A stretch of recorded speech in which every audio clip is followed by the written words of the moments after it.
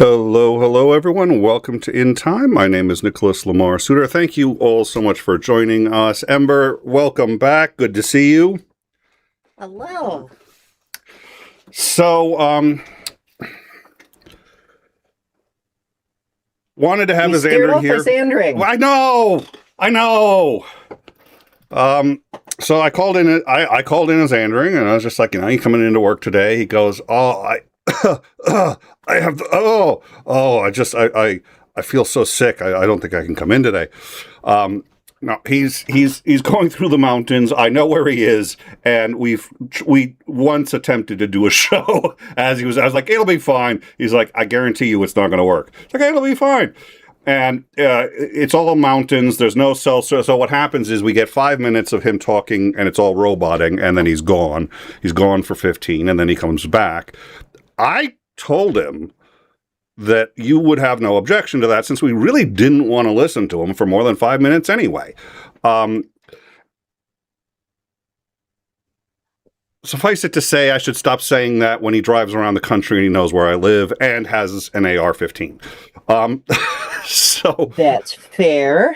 Yeah. But all of those things are important factors. Yes. But also, as you probably recall, I used to be a cross-country truck driver. Oh, that's Mountains right. are frustrating as hell. I get it. Yeah, and he really makes an effort, and he really wanted to be here. And then I guess I have Ember's name wrong, which is true. This has really just been, there has been complications with this show from day one. Do I have her down as Mowdy? That's the only name that I have her down as Mowdy. Okay, well, Professor Reverend Dr. Oh my god. See, yeah, I didn't. Yeah.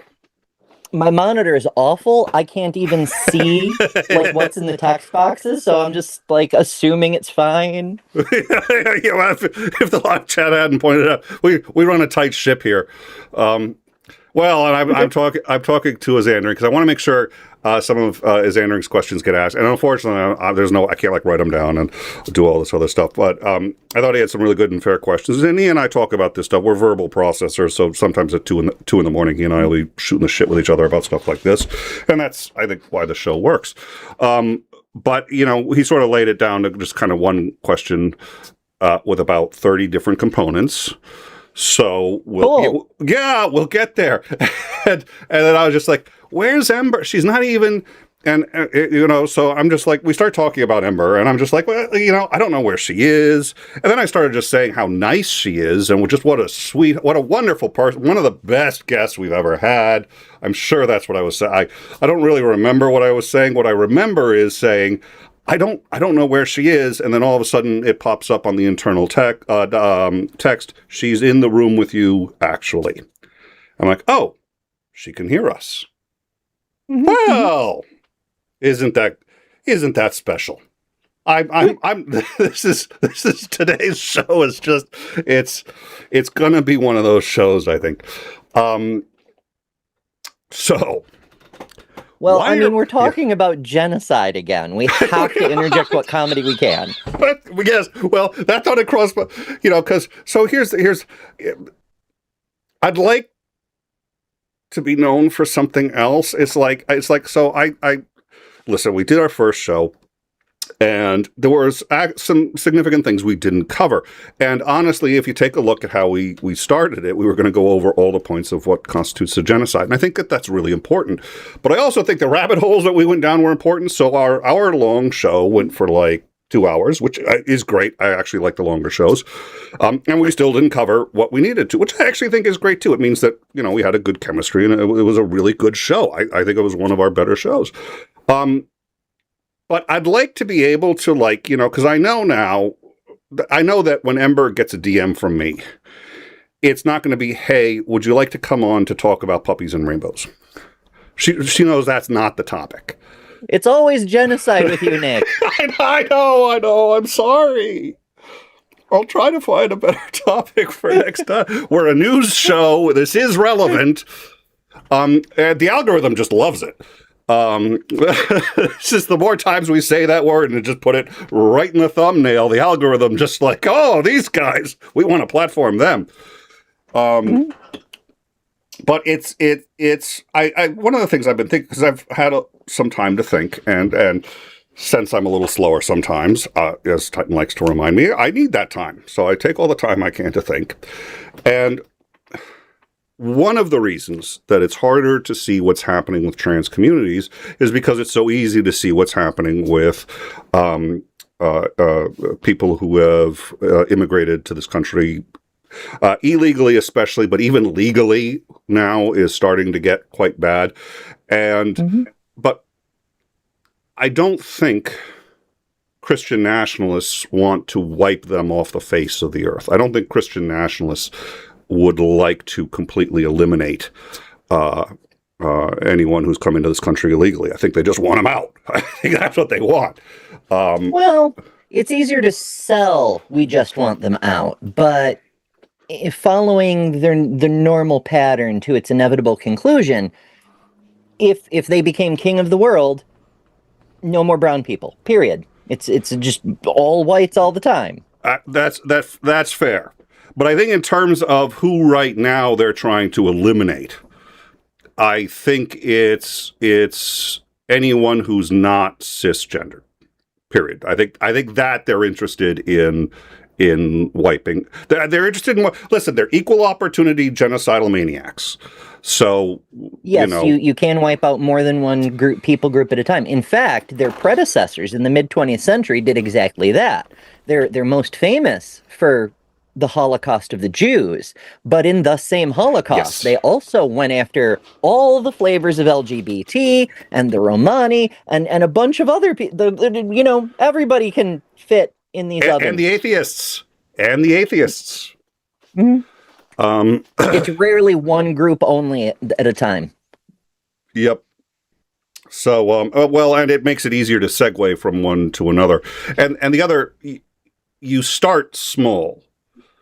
The Jews were a reasonably small group, and one of the things I try to point out, I think I pointed out on our last show, and I think it's something that is it's a fact that is not properly represented in history class, which is that at capacity, the concentration camps that were set up already could eliminate every Jew in Germany. The problem was, assuming that you could get them all there, get the trains, the whole 9 yards, the capacity was sufficient already to eliminate all of them in about 3 or 4 months. And then to eliminate all of those in all of Europe in about 1.5 years. That was the capacity they already had. And what they said was, wow, we really need to ramp up capacity. And they could count. These aren't people who can't count. They were adding another facility at Auschwitz. All of these were made, by the way, out of stone. It would have been a lot easier and a lot faster to make them if they made them temporary facilities. None of these were temporary, which tells you one thing. They were going to go somewhere else. And in Mein Kampf, he actually already says where he's going to go. Hitler anticipated there being, I think, 300 million Germans. And he said Germany isn't big enough to hold that many. That's how many we're going to have in 10 years. We're going to need space. We're going to need it from Slavic lands, which is the Russians, essentially. And he took a fair shot at trying to get it. It's big shock. Genocidal maniacs really just like genocide, and if they run out of their current victims, they'll find another one. Yeah, it's more about the power than the purity. That's just the tool that they use to get the people to go along with it. But there's always the next most other. After you shove one group into the ovens, then you just go back to the next. And there's always another division. Like, they could have gone all the way back to hair and eye color. And inevitably they would have if it came to that, just to maintain power. And inevitably that have wiped out everybody, including all of the Germans, and you'd be left with, theoretically, left with just one guy sitting there who's the participated. Perfect Übermensch. Yeah, the Übermensch all alone. going, you do need a certain amount of population to run your machinery of domination, but there's the big drawback, ethics set to the side for the moment, is biodiversity. Like, populations that don't have diversity go extinct really easily. One disease wipes everyone out, you know? Well, and I suspect that in Germany, had they been able to continue, they would have even eaten into their own population sufficiently, because they would have felt the importance of purity enough worth risking what was left of the human race. I mean, it was that unhinged. Oh yeah, Daniel Quinn wrote an interesting book called After Dachau, which it's the story of a black person in Africa who's reincarnated into a Third Reichian in an alternate future where Germany won the war and then just kept winning the war until they'd conquered and purified the entire planet. And so all of Africa was Germans in this future, and this black person reincarnated. This is actual African person from Africa reincarnated in Africa, and is observing this world of middle class whiteness that's frozen in the 20th century because there's no technological innovation. It's all just anything that deviates too far from the norm gets thrown in an oven.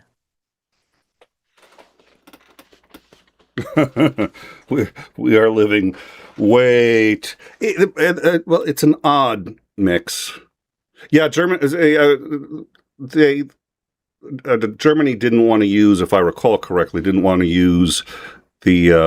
Russian tanks, which were actually superior, but they refused to admit that they were superior. They refused to as they conquered these facilities, they were like, no, we're going to retrofit them to make German tanks instead of making the superior Soviet T, what would it be at the time, like T-35s or whatever they were.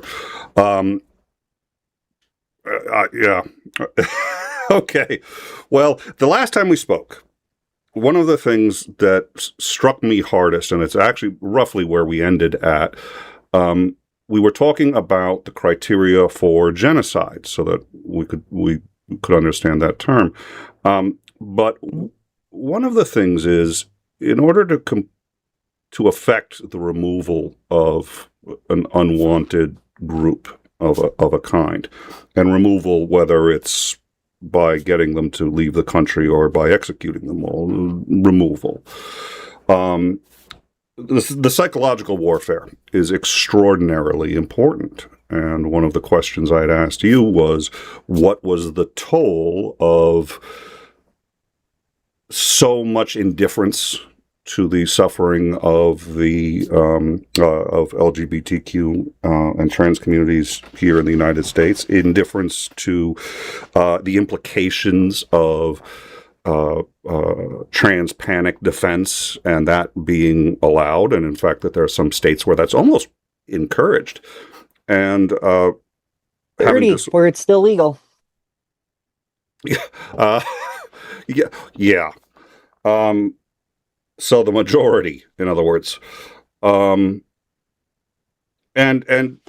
you described it, and I think anyone who wants to see it should go back to the show and see your description of living in a world where that's the everyday reality, which for most of us is not. So for me, it seems like that is the biggest that we've gotten to so far argument for a deliberate attack on trans people and trying to remove them, and probably all LGBTQ from the picture, whether that picture is the U.S. or the planet, is based on which neo-Nazi you're talking to. So, do you still have that list, and can we go over that list again and pick up where we left off?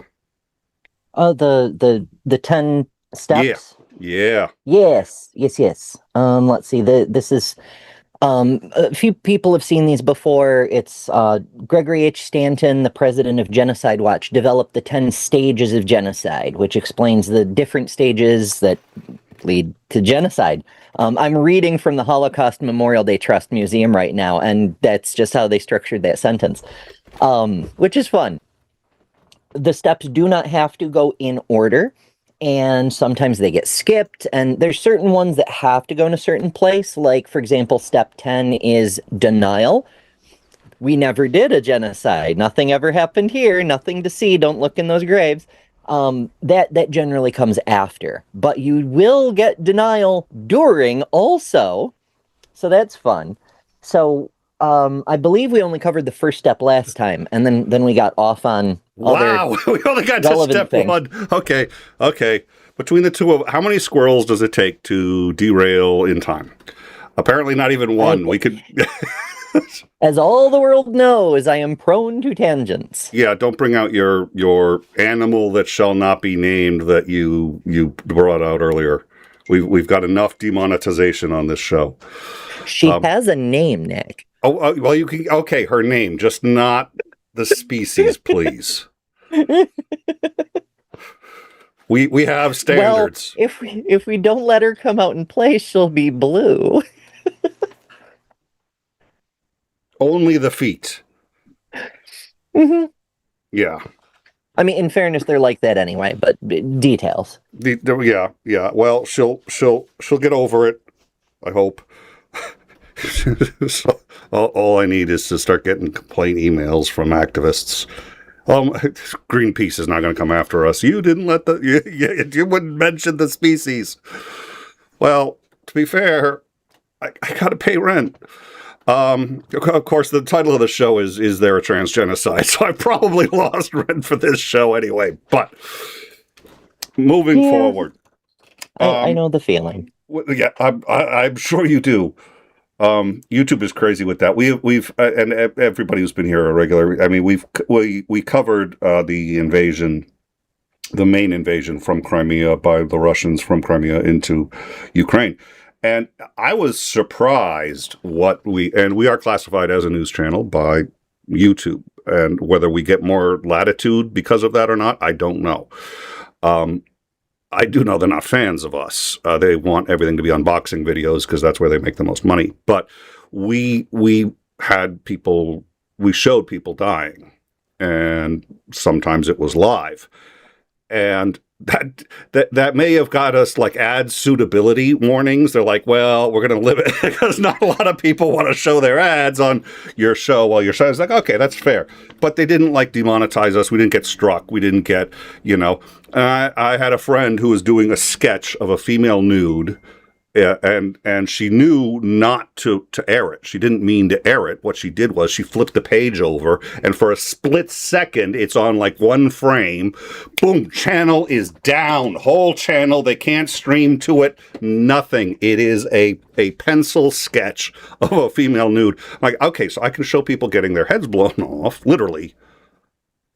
We've seen that and aired it. But the Puritan values, and this actually gets back to Hegseth. This gets back to white nationalism. It's like it's okay to murder, genocide. It's okay what Israel is doing to Lebanon. It's okay. We can, in the name of Jesus, do whatever we want to, but don't talk about or have sex, or don't do it in anything except the prescribed way. It's really fascinating. Okay, I'm clutching my pearls now, so we'll be safe. Okay, perfect. Thank you. Okay, thank you. I would like to bring to YouTube's attention that our guest today has clutched her pearls at my vulgarity, and we deeply apologize for any monetization, negative affecting behavior. I don't think that's a sentence, but I hope you know what I mean. I'm sure the bots will be fine. and notice we still haven't gotten past number 1. So let's see if we can. Case in point. Yeah. Okay. All right, folks. This is a professional show. You are about to watch professionalism. Probably for the first time ever on In Time. You're going to watch it as we go through the 10. And maybe you should just go through them real quick so that we've at least done it. I know. Just run through them all, and then we can talk about it. Okay.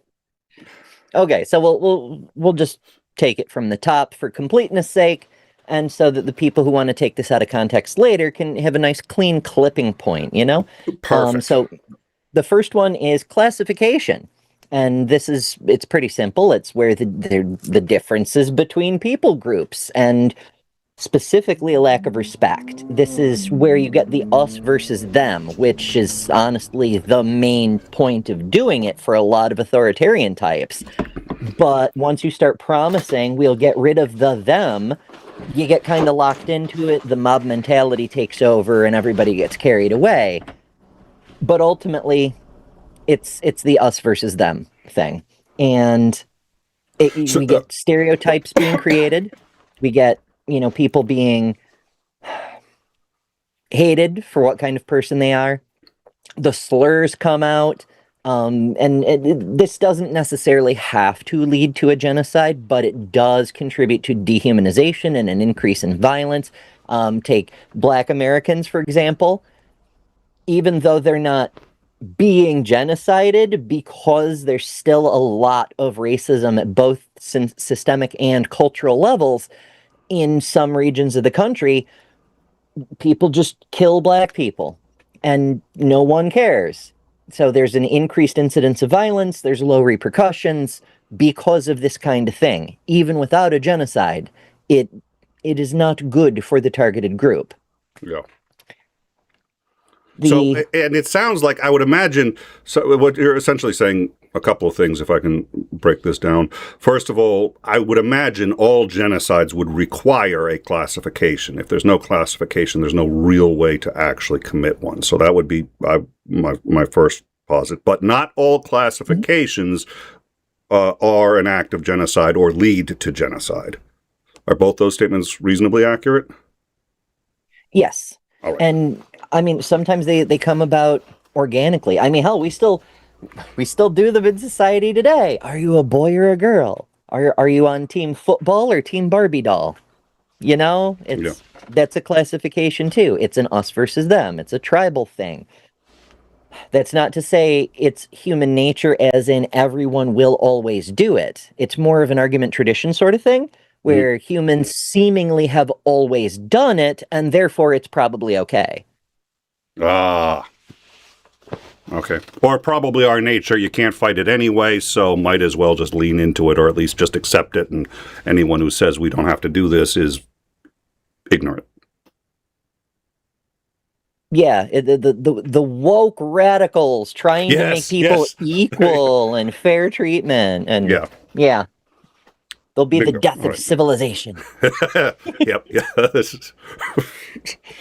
All right. Okay. Classification. We finished one. Let's see if we can make it to two. Okay.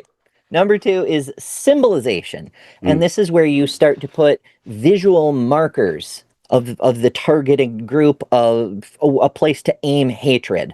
And there's always that added unspoken bit that it's okay to hate these people. In fact, it's expected. You have to prove you're not one of them. You're not a sympathizer, The example here is, of course, the Jews in 20th century Europe were forced to wear those yellow stars. LGBT people got the pink triangle, and so on and so forth. We're doing things a little bit differently here in the US. It's a little bit more sophisticated. And it's piecemeal besides. Like, so many states are doing their own thing. One of the big proposed markers is, gender markers. Some states have been deliberately putting the wrong gender marker on trans people's IDs so that they're effectively outing themselves every time they have to present their identification. Oh. Now, for some people, it doesn't come up all that often, but for other people, it comes up every freaking day. And whenever you interact with law enforcement, and whenever you have to do anything government-related, etc. Some states, Kansas in particular comes to mind, have proposed putting a pink triangle on driver's licenses, just so it's really clear who's trans. So it's not even just like a letter like M or F to go with the gender at birth is, I think, what they say, or however they, whatever. There actually is no gender at birth, but at any rate, so instead of even just using letters, they're using a symbol. They're going to use it. Oh wow, I did not know. Okay. So far, as far as I'm aware, it's only been proposed, but the fact that it was even proposed is pretty fucked. But the point is, symbolization. It's a little more subtle in that case. With trans people, it's a little more difficult to sell the symbol because part of the rhetoric, part of the propaganda is we can always tell. And if you can always tell, then you don't need a pink triangle. Mm. In theory. That's a good. That's a good. I imagine that would slow it down, but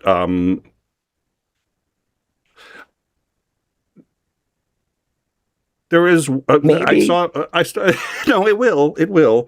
I'm just trying to figure out how to see. Here's the thing. I saw a meme that said, "Imagine one thing Trump has done better than any of his predecessors." Now, what they really mean is, as president, one thing that he's done that has been for the United States that's better, and I can't think of one. And even people on the right have pointed out that if the memoranda is what the leaks appear it to be, he has lost to Iran. And there was what was it? It wasn't Rubio, but it was somebody high up at a meeting with Rubio who walked out. It was, I believe it was a senator, and said, if this is really the deal, I have to see the deal, because if it's this, he lost. It's not even close. He lost. So, but there is one thing that he's done better than any just about person I've seen. I think there's some people who are better than him at this, but I can't think of any off the top of my head. And that is sell things. And I don't think he's good at selling steaks. I don't think he's good at selling, but I think he's good at selling, at least to certain audiences, ideas, including, not the least of which is that he really is this alpha male. He knows okay, listen, just try not to laugh too hard. I'm not saying I believe it. I'm just saying somehow, I think he's either David Copperfield or I don't know what it is. He's got voodoo, but he sells this and he can change. I mean, how many times has he changed his rationale for anything? The Iran war is the most obvious and most recent and the most number of changes. But, you know, when he went in and said, we're going in because they shot 20,000 of their own people, we here on In Time know some of those people. And I said, wow, this is the first reason he's given that I might actually stand behind. And for a split second, I thought, like, wow, maybe he knows. No, he doesn't care, and he's going to do whatever he wants. But he has successfully sold people. He can change. He can change direction, and nobody. It's become the norm now. It's just sort of like, so he can sit there and say, the reason you have to, well, and aren't they already making that argument that, I mean, the reason you have to check the genitalia is because you can't necessarily tell? So they're already starting to make that argument. In some places, yeah. I think last week I covered a news story out of Washington State where it probably won't pass because the state's at least half blue. But there's a proposal to mandate genital inspections to allow girls onto middle school sports ball teams. Basically, they want to create a law saying it's legal to fondle little girls' genitals and say it's for their protection. Yeah. So the inevitable consequence of the we need child marriage for our religion party is coming to the fore, but they're trying to like figure out ways to justify it with the bigotries they've been selling for years. So that's less than ideal. Yeah, and a number of these probably won't pass. I suspect you and I share this concern, which is most of these don't pass their first go around, and that was true in like our Germany too before it became the Third Reich. It took some tries, but it's, just because the genocidal maniac doesn't try on their first time, it's really unwise to assume that they're not going to keep trying until they succeed. It's part of the strategy. It's part of the fascism how-to guide, right? Yeah. Like, you start with the wedge issues where you think you can get your pry bar in the wall that is blocking access to total control of the government. In this case, it's the Constitution, but whatever government you're happening to work with. And so you start with the wedge issues. And so they tried with the bathrooms a few times, right? Like, remember 10 years ago, they passed SB 2 in North Carolina, the first bathroom bill, and everyone laughed at North Carolina. This is absurd. How can you possibly enforce it? This is a dumb law that no one needs. And corporations started leaving, and events started canceling, and people started, like, moving their vacations elsewhere. And not only did no one take North Carolina seriously, but they suffered some pretty intense consequences just for their bathroom bill. But now 10 states have a bathroom bill. So they just keep throwing the thing out. These first initial tendrils of evil, they throw them out there knowing they will be knocked down. But the next time they'll stick a little better, and the next time they'll stick a little better, and they just keep doing it until they open up a crack and get the wedge stuck in there nice and proper. And then they start prying and they start bringing in other issues. And that's what we're seeing. You know, we've seen the rollback on abortion rights, bodily autonomy, marriage laws. There's proposals to strip gay marriage and interracial marriage. Like, they're just going for everything. And most of it won't land, but they'll keep trying until it does. They'll just keep trying until it's not so absurd. We've been talking about it for 10 years. Maybe it is a good idea, actually. And then it will happen.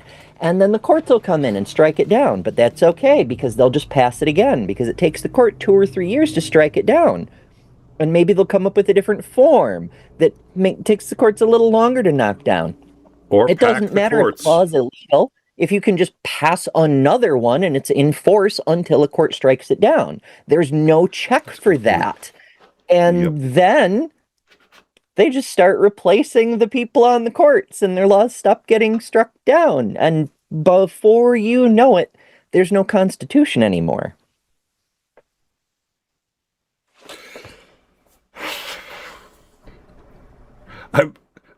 Yeah. Obama letting that court nomination go to Mitch McConnell. Not saying Mitch McConnell made it, Trump made it, but it was Mitch McConnell who stole the nomination, and Mitch McConnell engineered that whole thing. That may go down as the linchpin in what has permitted most of this to occur, because that one extra vote, had Merrick Garland been on the... Oh, and I just think about it because I was a big fan of Obama and even worked for him briefly. All right, what's next? Right, we're doing a thing. We are. I know. I'm proud of myself. Hold on a sec. Do I get a Scooby snack? Thank you. Okay, I'm good. Let's go. All right. What's next? Okay. 3, discrimination. I mean, this one, it's kind of a fucking gimme, but here we go. So the dominant group denies civil rights or even citizenship to identified groups. The 1935 Nuremberg laws stripped Jews of their German citizenship. Revoking citizenship? No, that can't happen. And made it illegal for them to do many of the jobs or to marry non-Jewish Germans, etc., etc. So this isn't just like social level hate kind of discrimination, like Irish need not apply kind of thing. This is laws saying you do not have equal rights. And this will come as a shock to some of you. We're there with trans people too, right? Like Iowa a couple of months ago voted specifically to remove trans people from the state's civil rights law. We'd been previously included. Like, it's the first time in U.S. history an entire group has been stripped of civil rights by legislative action. The first time that has ever happened. There have been groups who didn't have rights in the first place, but this is the first time a group has been specifically enumerated as being protected under civil rights law and then removed from that law. We are there. That's on the state level. At the federal level, isn't there, I think, going through the Supreme Court right now, a case that suggests that trans people should not be covered by the 14th Amendment? Let me rephrase that. Trans people are covered by the 14th Amendment, but they're not covered for being trans. So you can discriminate against them for being trans. The trans just is not a protected status. So they'd still have their other protections as an American, but not for being trans. So there, of course, there's always going to be issues about that as well. But ultimately, they have to contend with the Bostock decision from back in 2020, which, among other things, effectively just ruled flat out that you cannot factor in a person's gender identity without also factoring in their assigned sex. It cannot be legal to discriminate against a trans person on the basis of being trans without also discriminating on the basis of sex, which is prohibited, period, end of story. But that's not the first ruling that the Supreme Court will have just overturned for no actual reason, so who knows? Well, and in practice, it's already being ignored. Hegseth doesn't care. Trans people can't serve in the military. There are people for whom the military life is the life. That's it's not my life. I wouldn't, want to live it. And thank God there are people who do, because they keep me safe so I can do this. Can we get a kazoo? I mean, I can. Yep. Exactly. So thank God for them. And then the idea that we would take someone who would volunteer to do really dangerous things for their country. Sometimes, and I have to believe that killing people, I hope for most people, killing people even when it's justified is a difficult thing. So they're going out there, they're doing immensely difficult things, traumatizing things. The ones who've come back from doing it, even when it was justified, often come back in need of psychological support. And there are people who say, yep, that's me, but I'm trans. And we're like, oh, sorry, no. It's like, what the? Wow. Yeah, it's... If they have the warrior ethos, who gives a shit? Are they willing to work with groups of people to go into live fire situations and defend the United States of America? If the answer to that is yes, I don't know why we're asking other questions. Well, there's a bunch of different factors, and again, the regressives and the far right, they're a little bit scatterbrained on this. There isn't a solid consensus on the next course of action for things. But what approaches a consensus seems to be they're okay with discrimination based on sex too. They want the women out of the military also. And if that puts us below combat effective numbers, they want a draft. Because a draft serves a number of other social purposes, like creating another one of those distinctions between rich and poor. The poor people go to war, the rich people get deferments, No, excuse me. Bone spurs. Yes. Bone spurs. It's a medical condition, damn it. Yeah. Just saying. We got to remember. Yeah. Bone spurs. Yeah. Okay. So the point is they're fine with that. They want that kind of social control, and they want that gender segregation in society as well. They want women... They make no bones about the fact that they want to strip citizenship from people, including women. Like, we're talking about trans people, but they want naturalized citizens to be stripped of their citizenship. They want women, at the very least, to lose the right to vote. They want to just rewind the clock. Back to, I guess, the founders' times? I don't know. There's no consensus there either. I've heard some commentators talk about taking us to 1099. It was the greatest era. It was American history, but Europe was doing okay, I guess. Well, and maybe. We showed that clip of Pastor Wilson, who I'm not religious, so I don't care who calls themselves a pastor, but saying Pastor Wilson somehow makes me want to, because here's a guy who is open and grotesque in his views, especially about women, not the least of which is that they have to be obedient. That's the word to the man, including, vote as they're told to vote, if they get the vote, which they really shouldn't, in his view.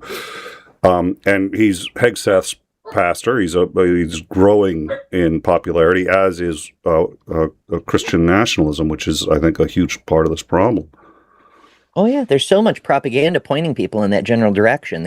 They're very sophisticated these days. There've been talk for years about this alt-right pipeline thing, but there's actually a real thing. Like, some of it is just useful idiots, but some of it is organized. Like the entire tradwife movement. That's propaganda to make people idolize the old school gender roles, that women should be obedient and silent and stay in the kitchen. It's wonderful, actually. It was horrible. The liberals tore this away from us. That's bought, paid for, and promoted for political reasons. And it pushes people in the general direction. The red pill incel movement, it's not incompatible with that kind of thing. That's another moral panic. It's another wedge issue. It's another culture war, and it's aimed in the same direction. Feminism is evil, and it's poisoning our nation. It'll be the end of civilization. And so we have to strip women of all rights. It's basically identical to transphobia, except it's aimed at women.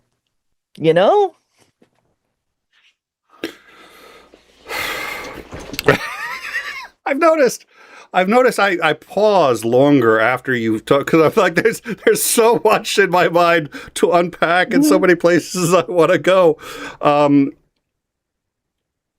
Charlie Kirk is I think a perfect example, and I didn't know much about Charlie Kirk. He wasn't much on my radar when he was assassinated, but the more I learned about Turning Points USA, I realized this is a mill.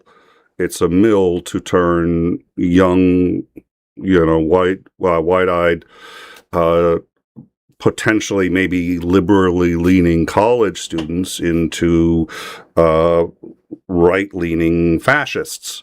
And to think, as all fascists do, that they've found the one true path and that they must defend this. And that's what it is. It's a mill to toss that out. And that's why Charlie Kirk wasn't going to, from what I can tell, and I'm happy to have this discussion. There's a Charlie Kirk thing, but Charlie Kirk was going to those campuses not because he was brave, and certainly I saw his techniques used in debate, and they were the ones that I saw quite disingenuous. But he went there because that's where he could find the young blood to fill the Republican ranks, because young people don't want to vote Republican for a number of reasons. The elasticity and youthfulness of their brain is probably one of them. So, all right, next one. We're doing this. We're gonna get through it. Assuming I don't sneeze myself completely apart here. Oh goodness. Okay, so yeah, there's a lot. We could do whole shows on each of these individual things. This is why I was like, you were like, are we going to be able to do a full hour if Isandring doesn't show? Yes, I think we'll be able to do a full hour. I think we'll be okay. I think keeping it under the hour is going to be. All this stuff is knotted together. It's wild. Anyway, step 4, okay. Or component 4, whatever. The stage 4, yes. Yep. Dehumanization. And like I said, they don't have to go in any particular order, and you're going to see elements of some show up during others and so on like that. So dehumanization in this context, it means those who are perceived as different are treated with removal of human rights. No personal dignity, no agency. You're not fully human. And, the Tutsi in Rwanda, for example, the Tutsis were referred to as cockroaches. The Nazis referred to Jews as vermin. The Allies referred to Nazis as krauts. Like, these sorts of things take away the humanity of the target group and make it okay to kill them. Because you're not killing a human, you're exterminating vermin, you're crushing cockroaches, that sort of thing. Yeah.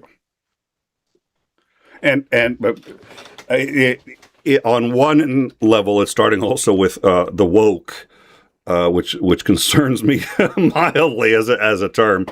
And then the other one is when I see people argue they're depersoning, which is the one step ahead shy of that, which is to say, well, I don't see why any person would want to. And there was a senator, this was like 20 years ago or something, who actually argued on Congress. He's just like, I don't see why anybody could possibly be gay, how they could be gay. I know I don't enjoy my visits to the proctologist, so if I don't enjoy that, how could anybody be gay?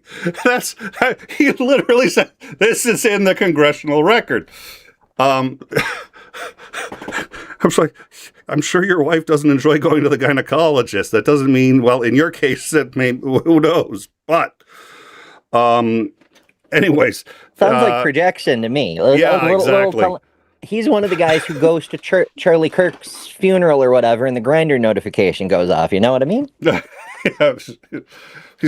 So how often, I noticed you're only 25, sir. How often do you go to the proctologist? Just curious. Twice a week? Yeah, exactly. Just making sure. I'm very concerned about my health. Yeah, well, that's why Trump keeps going to the doctors. His last visit, he had 40 doctors at his last health visit. That is, his previous, he had 20, so they've doubled the number, and it's well in excess of any that any president has had. They were specialists in what, I don't know, but... oh, wow. There's me going. So we've been seeing the depersonalization for a while. What person, would want to, what woman would want to join the military anyway? So it's already starting and then, it just finally becomes, you've got the label for them, and it's not, you can, basically say that you've already established that no person would, ergo no human would, and it's off to the races. Right. And on that note, Hegseth accidentally kind of did trans people a favor with the whole banishing us from the military thing, because now that we're low-key depersoning women, we're making women, less fully citizens, less fully human, especially at the federal level, especially in the military. We're seeing sexual assaults, rapes, domestic violence situations, all of this stuff skyrocketing. If trans people had still been in when the military took this step, there'd be a lot of deaths. That's a really good point. A lot of accidental, shootings at the firing range. All right, what's next? Okay, so we've got number 5. We're accidentally doing a top 10 countdown. My goodness. I was gonna say, is number 5 creating a list? And I'm sorry. Okay, number 5, organization. Oh, it kind of is creating a list. Yeah. It's true that that is definitely part of it. Putting things on your name's going on a list. Oh my goodness. So the main difference between a genocide and driving people to unalive themselves by making them miserable and just letting your supporters go ham is the organization. To be a genocide, it is planned. It's intentional. The regime does it on purpose. And regimes use hatred to draw in new troops, and then they train those troops. They don't necessarily have to be stormtroopers or foot soldiers like there have been genocides where it was just local villagers who were polarized by the rhetoric and the propaganda, and the government said, come in, we'll give you weapons, we'll give you training, and then you just, do what you need to do, wink, wink. But that's what that means, is you've got to get it organized, you've got to get government support behind it, or it's just, sparkling ethnic cleansing. Sparkling ethnic cleansing. Well, good. I'm glad for those of you at home that we now have the difference between genocide and ethnic cleansing. They don't teach that in high school. Well, actually, they kind of, I think some schools do, which yay for them. You kind of have to if you're going to talk about Columbus, but I mean, there's still schools that teach creationism, so I'm sure there's some somewhere. Yeah, it's just, you know. Oh, you're breaking my heart. Okay. All right. We're going to push forward. What's next? Number 6 is polarization. Like I said, they don't always have to occur in order. You can get the polarization at the same time as the dehumanization. We're doing that too. So propaganda begins to spread by hate groups. And the Nazis, for example, used the newspaper Der Stürmer to spread and incite messages of hate about Jewish people. In fact, they actually kind of cheated. They were a little lazy about it. They just kind of like copied the Russian pre-revolution article, Protocols of the Elders of Zion, which was the whole blood libel, great replacement conspiracy theory. The German just copy and pasted it. And we're literally doing the same thing now with trans people. Like, we know there's hate groups. The Southern Poverty Law Center, which originally tracked the activities of the Ku Klux Klan, has been tracking anti-trans hate groups because it turns out they're the same groups. It's the same people under those hoods with the same funding sources, with the same political goals, but details. And so, yeah, please. Yeah, we've got all these different groups. That the hate groups are there.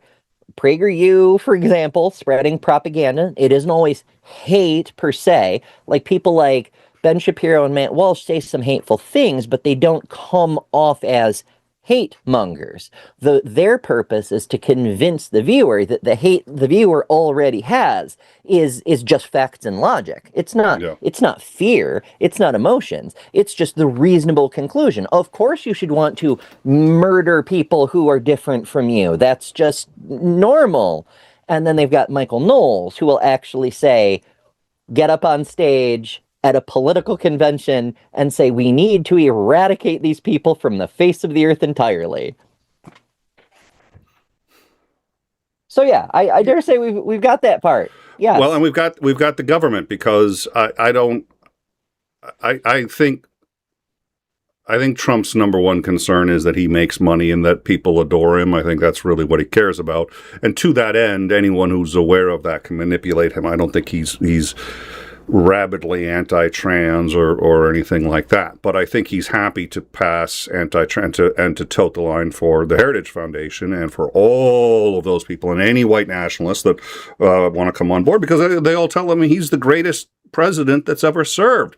And so now we've got, from the Oval Office, executive orders declaring that the U.S. only recognizes two sexes. Executive orders saying that, certain programs that recognize trans will not only not be recognized, but will be targeted and defunded. And states that don't concur with this will also see their federal funding dry up. So it kind of looks to me like our federal government's involved. Yeah, I mean, well, for one thing, you've got the whole military situation. That's part of the federal government, and that was entirely justified by prejudice, discrimination, fear, hate. There was nothing real in the military situation when they kicked all the trans people out. There was nothing substantive to that. So that's there too. But as far as Trump, it's hard to say for sure if he actually cares. But we do know that in 2016, he gave that interview where he said, I don't give a fuck, and I don't know why anybody would give a fuck. This is stupid. Next question. And it sucks that I have to agree with 2016 Trump on something. But in 2022, 2023, he gave that pre-recorded video speech where he was talking about, we're going to ban this mental illness at every age. And he was like really worked up, like he was all red in the face, like he was furious and going to punch the camera about it. So maybe he does actually care, or maybe he finally, after all these years in television, figured out how to fucking act. Who's to say? I really don't think he's got the chops on the last one, but I could be wrong. All right, what's next? All right, so we've got preparation. So after you plan, you've got to actually like put the things in place. So you often get euphemisms for this stage, like in the case of 20th century Europe, the final solution.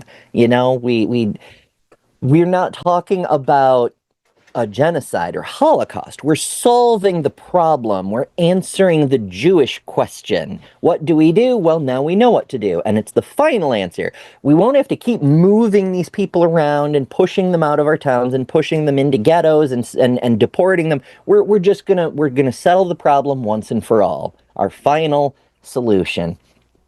And we see similar things in every other similar situation. Here, it's a little less sophisticated. Like, to go back to Michael Knowles, they do the dehumanization when they say transgenderism. There is no transgenderism. There's trans people, you know?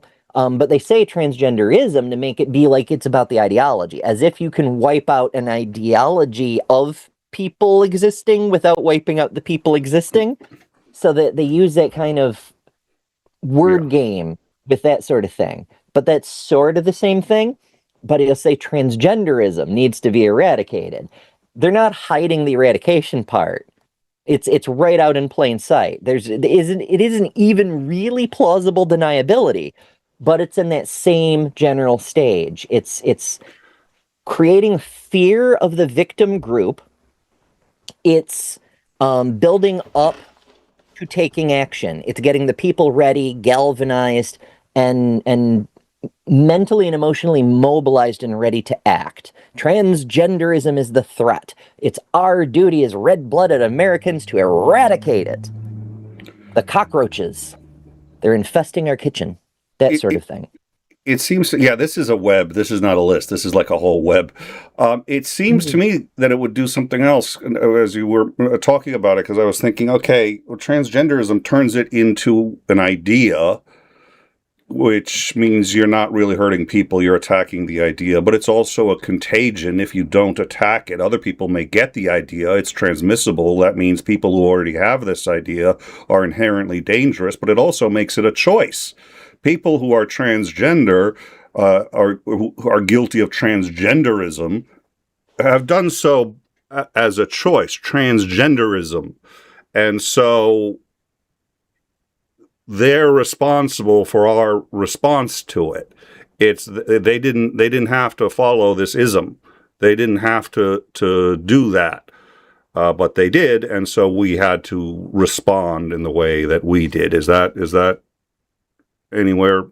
That's just it's sort of like abuser language. It's why do you make me hurt you? Yeah, yeah. It's a lot like that. But also, a big part of it is just like the Nazis just copy-pasted the protocols of the Elders of Zion. This movement's doing the same thing, you know? One of the more celebrated speakers on the death to all trans people side is a lady named Helen Joyce. She's from the UK. She's the, I think, communications director for one of these hate groups called Sex Matters. And she wrote a book that's what got her that famous interview with Richard Dawkins, episode 1 of his new podcast that he started a few years ago. And her book is called Trans: When Ideology Meets Reality. And of course, no one has actually read it because people on her side don't read things. They're not interested. They just buy the book to support her. A Heritage Foundation buys 500,000 copies to make sure it's on the bestseller list. They've been caught doing this over and over and over, so it's not important. But people on our side don't want to read it because it's full of hate and garbage. But of course, I'm a very thorough masochist, so I read it.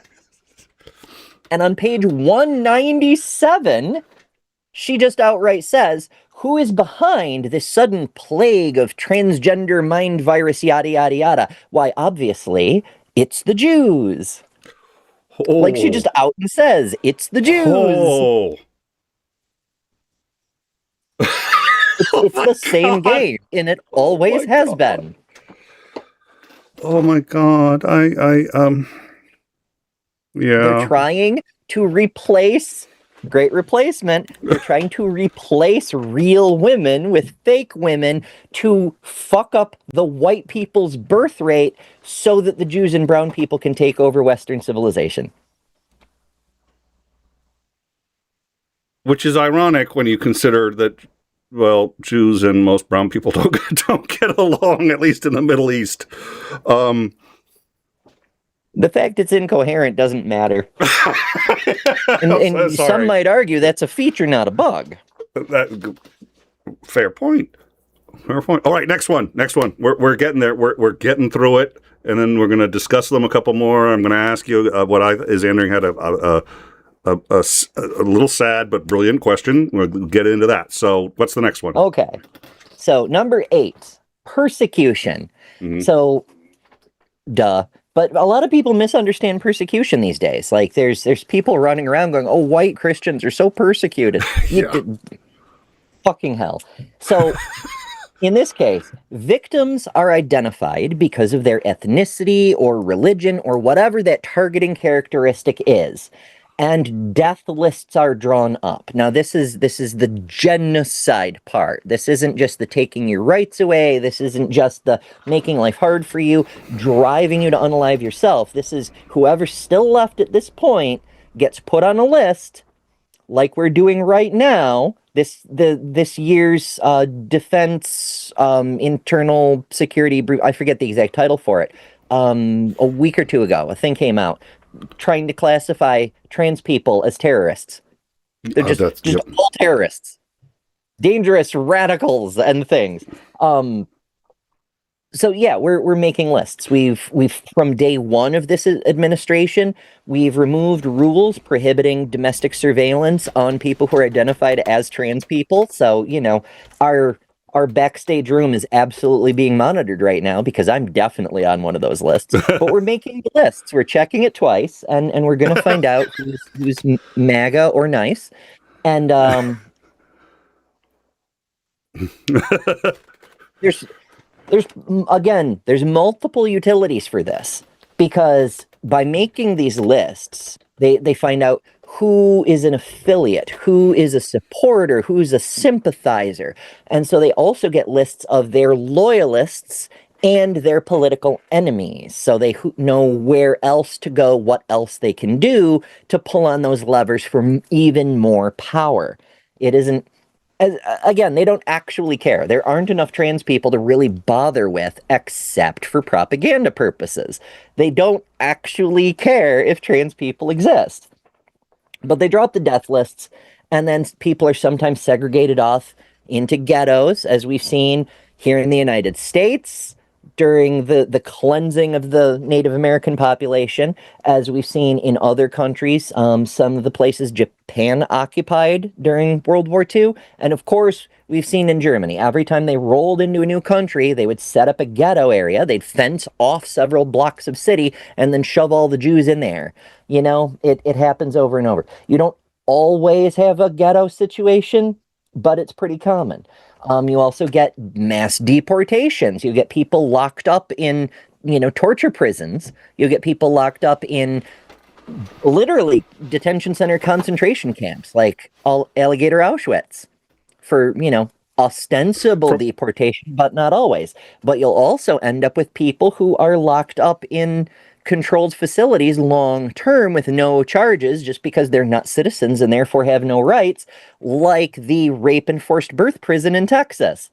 I don't know if we've talked about that before. You may have mentioned it on previous shows, but TLDR, for anybody who doesn't know, there's a whole bunch of underage girls in ICE custody who catch pregnancy and they're immediately transferred to Texas and just held there because you can't get an abortion in Texas anymore. So they're catching pregnancy while in ICE custody and then being forced to give birth. So yeah, we're doing that too. Freest country on earth, folks. So yeah, that's not trans people specific, obviously, but the point is they don't care. No one has rights anymore. We're only having a polite fiction of pretending everyone has rights, Do you know Commander McMillan? Have you seen him at all? Do you know at least who I'm talking about? I've seen him on this show, but I don't know him. He graduated Naval War College and is one of the few people who I studied Soviet Russia in high school, and just because I found it fascinating. I found the whole idea fascinating. I found 1984 fascinating, and 1984 was based on Stalin's Russia, and it had a lot of those things in common. One of them was that everybody had to have a certain level of incompetence or else they'd get offed, because competency was a bad thing, and the Trump administration has, and we've talked about that before, so I'll try to avoid that rabbit hole.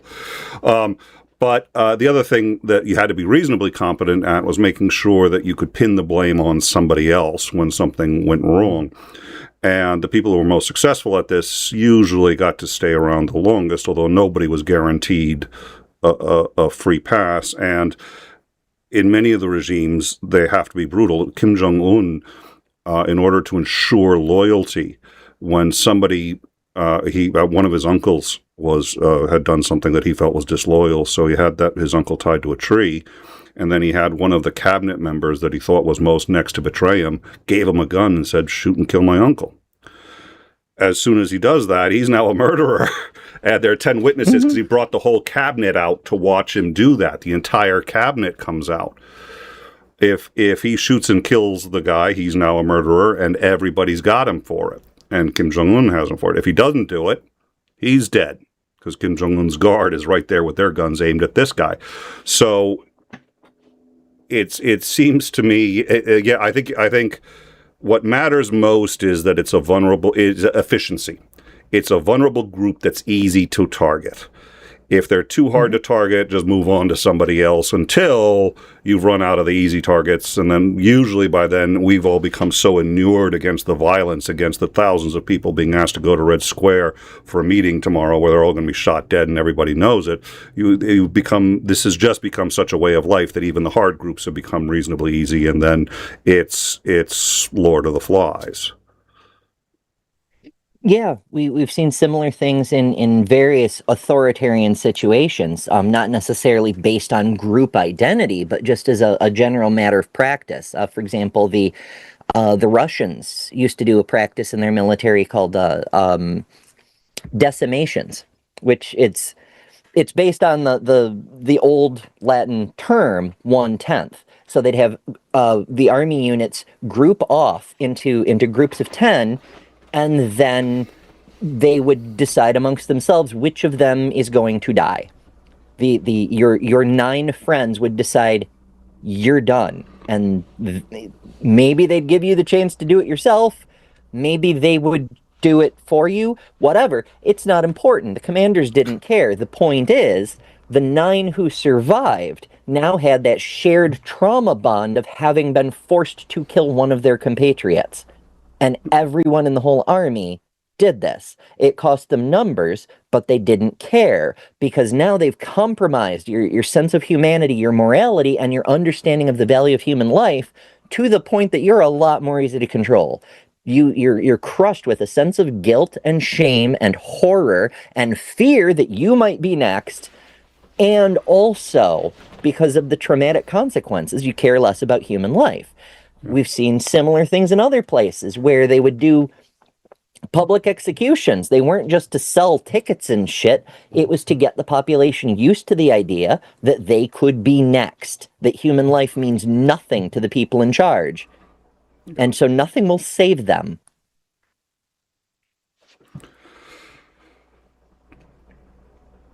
Are we having a fun show? Yeah. Well, I wasn't going to say anything. I'm such a thrill to have on, aren't I? Yeah, okay. Next time, how about this? Next time when I call you up and I say, do you want to do a show on genocide? You suggest the puppies and rainbows. Because we're going to have to offset this somehow. Well, here's an important truth. If you don't do the thinking and talking about this kind of thing now, as it's happening, because we're seeing this, and what I'd like to propose as someone who asked you to come on to talk about these things is that I think Ember has done an extraordinarily good job of showing you how this is happening now, how it's happened in the past, and how easily it can go forward if we don't stop it. And the first step in solving a problem is recognizing there is one, and it's really easy. I would rather I have a bedroom down that way, like 20 feet. I could go in there right now, hide under the covers. That would be easier. Most of me would rather do that. The part of me that knows that ultimately they'll come for me. They'll come for they don't. Ember's absolutely good. It doesn't matter.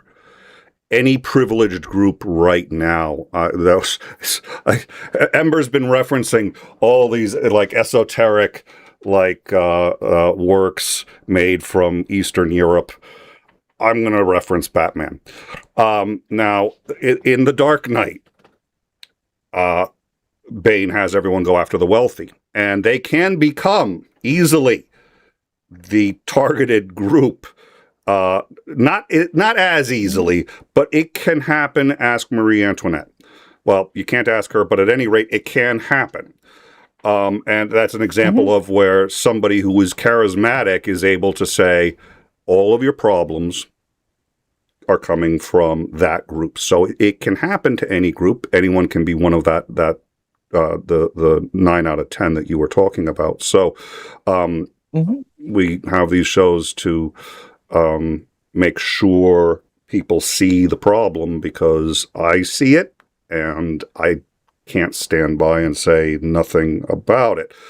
Well, I can. That's actually why I have you on, so I can just sit back and let you say all the depressing stuff, and then, it's just like the super chats come my way, and, win-win. I will say this, too, though, and this is one of the most terrifying things, not because of who I am and what I do, but just because of where it is on the spectrum of fascism. The White House has put up an enemies list, and it is an enemies list of media influencers who are fake news, and they've put up YouTubers, people on X. And this is on the White House official. I'm gonna add it to the description because it's very important that you understand. Ed Cranstantine, who does great work on Twitter, which I will do my best to continue to dead name so long as Elon Musk wants to dead name his daughter. And besides, X is just a stupid name. But on Twitter, he's on Twitter a lot. He does a lot of good news. He reported recently on what appears to be Eric Trump rolling a joint at the UFC fight. And he covers stuff very well. He made that enemies list, and ABC is on that enemy list. CNN, I think AP made the list. The New York Times is absolutely on the list. And everybody that isn't one of his propaganda organizations, or at least an affiliated one, like we were talking about earlier with the which step was that with the news outlets and shit. Because they do. Polarization, that's what it was. Yes. And I mean, this is fascist playbook stuff. It's anybody who isn't biased all the way in my direction is the enemy of the people. The U.S. has done this one before, right? We remember the sedition laws of the early 19th century. Despite the First Amendment, never mind that. No, if you're speaking ill of His Majesty, then you off to prison with you. That sort of thing. Well, and McCarthy was surprisingly effective at it without even showing anybody the list. He's just like, I've got a list. I have a list of names. You're on it, and you're on it. What? I don't like what you just. You're on the list. It's like I'm just reading it right here. But this is the first time the White House government website has ever posted. It's terrifying. It's absolutely terrifying because they're going after the media that is trying to inform people as this shit is going on. So this is why Ember, I really would like to have you on to discuss Puppies and Rainbows. I really would. We will do a show on something more uplifting, because I think you have to remember why it's worth fighting these kinds of things. I will say, I didn't get a chance to say earlier, but the Dr. Reverend that you were talking about earlier, that it was on your title when you first came in, Dr. Reverend Professor Christopher Mowdy Jr. Esquire III. Okay, so he's got one or two things in there that I don't actually have. He was actually in the live chat. This wouldn't be the first time people have called me Dr. Reverend Professor, et cetera, like, because all those things are true. I think he may have, I missed him, so he said a couple things, but I am watching the chat, and I would like certain mods and or, head mods, I won't specify, to just be aware that I am still watching the chat for conduct unbecoming the position, especially in relation to the respect to any given host or hosts. You can say whatever you want about the guests. I'm not, that's, they were the ones who said yes. I have no idea why anyone comes on this show. But, all right, next one. We're going to the next one. We're going all the way this time. Okay, so let's see. We were, right, number 9. So far, 1 through 8. Just to quickly recap: classification, symbolization, discrimination, dehumanization, organization, polarization, perpetration, and persecution. All of these things are definitely happening in the United States right now. I think the case is it's a bulletproof case. Heg Seth himself covers half of this. So, yes. Right. So we're at minimum 80% of the way through all 10 steps. And remember, they don't have to occur in order, and you don't need all 10 to have an actual genocide. You arguably, having the 8 that we have is sufficient. But number 9 is what everybody thinks of when they think of a genocide. This is when you unleash the death squads. You send out the hate groups. They murder the identified victims in a deliberate and systematic campaign of violence. This is what everybody thinks of. Now, note, the way it's described by the Holocaust Memorial is not the government troops go round everybody up, put them on trains, and send them to camps. It's the hate groups, those independent agencies, clubs, organizations, militias, and so forth, that have been trained and armed and polarized. They're the ones who go and do it. It's the people with the armbands, not necessarily the people with the rank insignias,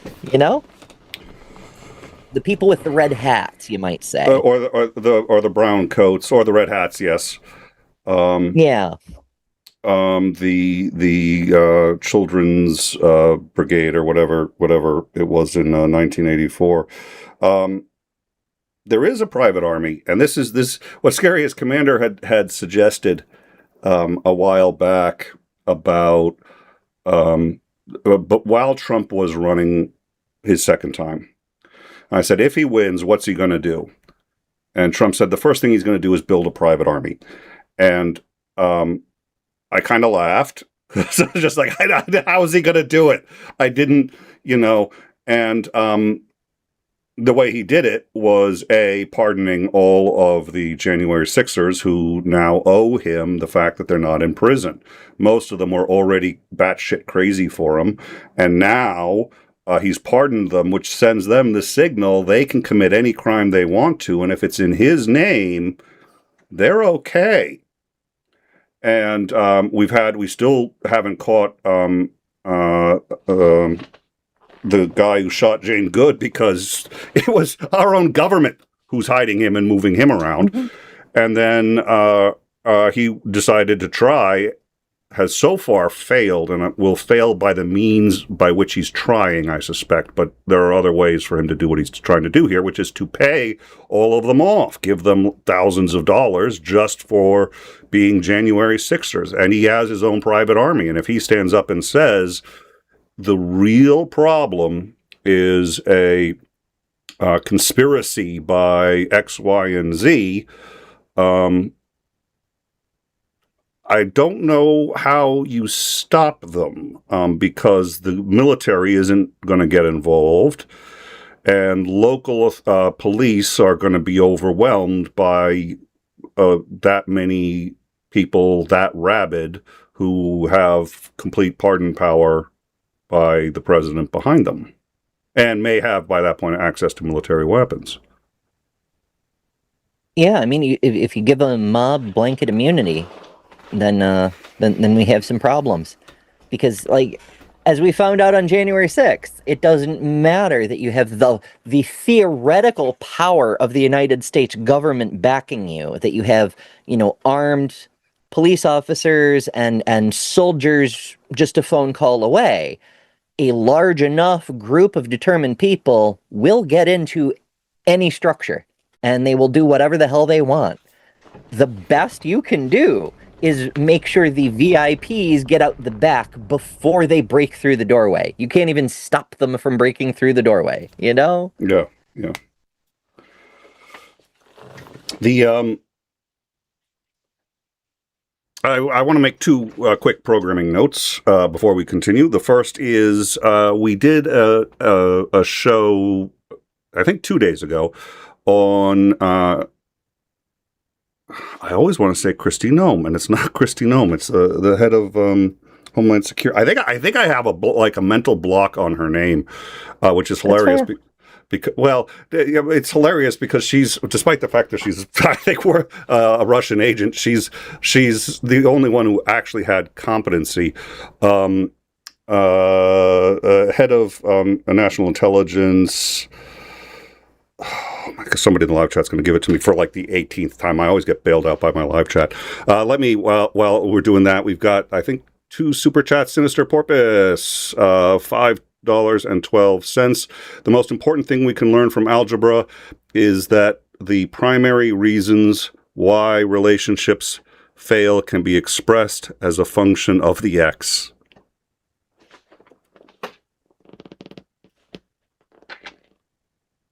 Really? Really? An algebra joke on this channel? A function of the x. Mm-hmm. Yeah. Where the solipsist jokes, huh? I would phrase it the other way, but then it would be a chromosome joke.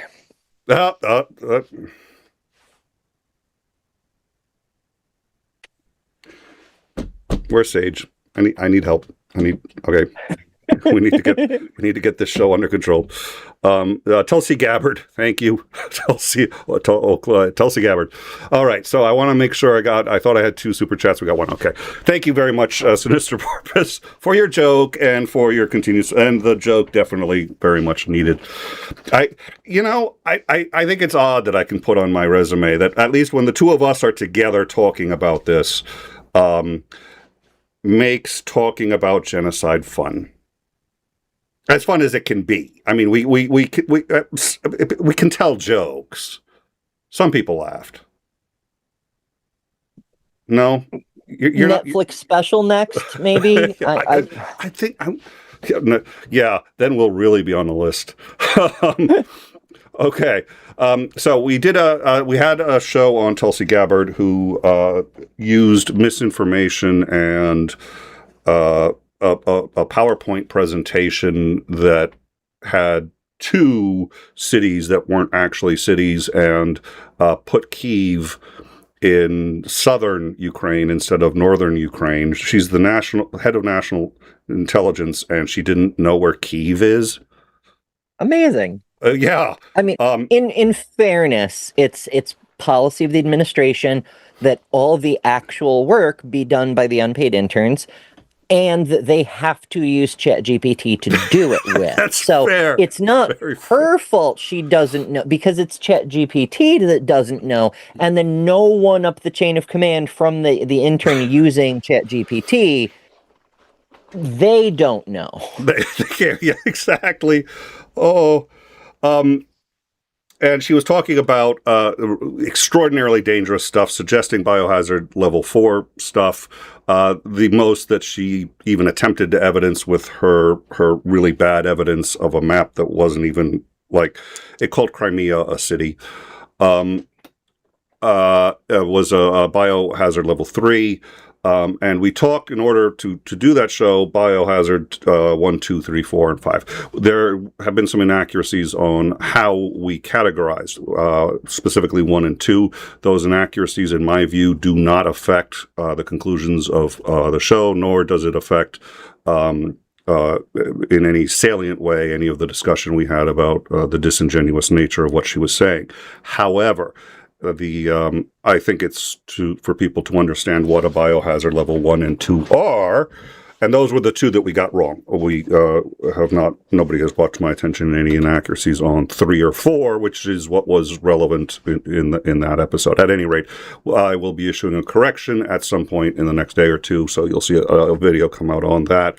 But the Tulsi Gabbard video is going to stay up because those are trivial to the argument that was being made at the time. I'll discuss it in the other video instead of wasting Ember's time on that. I'll waste Ember's time on other stuff. The other stuff was, speaking of, the New York Times has just released, claiming an Antifa plot. U.S. charges 15 in Minneapolis with conspiracy. Today's charges and arrests reflect a broad effort to address organized lawless behavior. And then let me just see where they specifically get into. This is, basically they're arguing that they're going after Antifa, which does not exist. It's not a thing. As we know, we've had this discussion before.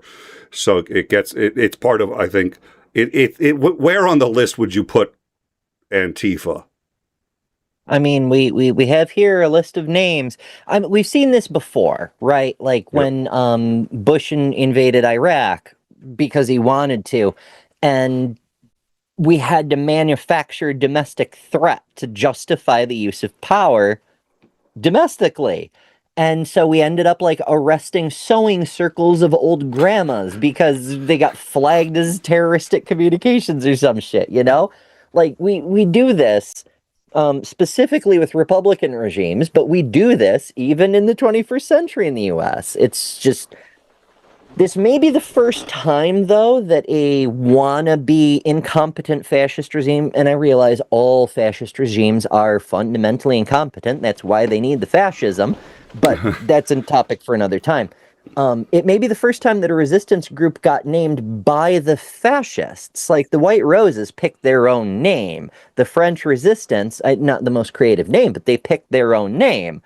But now we're just making up it's Antifa. It's the woke mind virus. That's why I thought it was going to be woke, but I think it's going to be Antifa. I think that's going to be the what they're going to land on. $2.56. Thanks, Sister Porpoise. Thanks. I'll be at a local comedy open mic on Friday. Wish I could see it. Tape it. I would love to see it. Put it up on your channel. Hell yeah. She's got a small channel, but her sense of humor in regards to local drama that I had been possibly involved around in the ancillary around. Her commentary was always hilarious, so I just had to go watch her commentary, even when it wasn't necessarily on the side that I was quote on, but it was so. And then a Ninjester, $5. Careful, last time I crossed the porpoise, I was corporal. Yeah, corporeal. Yeah. Oh, corporeal. Thank you. That's what happens when I read too fast. Also, it's an interesting strategy to combat the great replacement by forced birth. Any thoughts on that? Not wrong. Like that's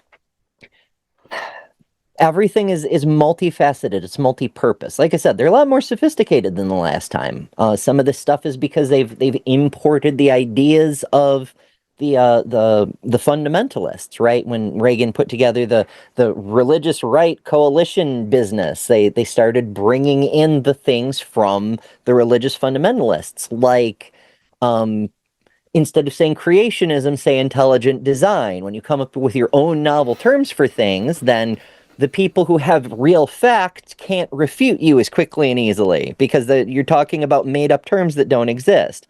They do this with all sorts of stuff, from evolutionism discussions where they talk about polystrata fossils, which it's an upright fossil, but they come up with their own term. So if you do a Google search for it, you can't find the real information. And so they may be importing tactics along these lines. The point of the Great Replacement conspiracy was to further dehumanize Jewish people and make that Holocaust publicly acceptable. But here it's doing double duty. It's not only dehumanizing multiple groups of people, but it's also serving the interest of stripping women of rights and turning us back into property. So I guess it is an efficient government in the evil department, at least. Yeah, okay, there you go. There's the one thing Trump does better than every other president we've had. He even beats Bush in evil. Think about that for a minute. He beats Reagan in evil. I mean, that takes... Yeah, I'm running back through the list, and I'm like, I mean, Nixon created fucking health insurance, and Trump still beats that. Mm-hmm. Yep. Yeah. I think so, we may have a winner. All right. Good. All right. Next one. Andrew Jackson might be a tough contender because we had the Trail of Tears, we had the Native American genocides, we had multiple illegal wars, and of course the federal use of force against South Carolina when they tried to pre-secede.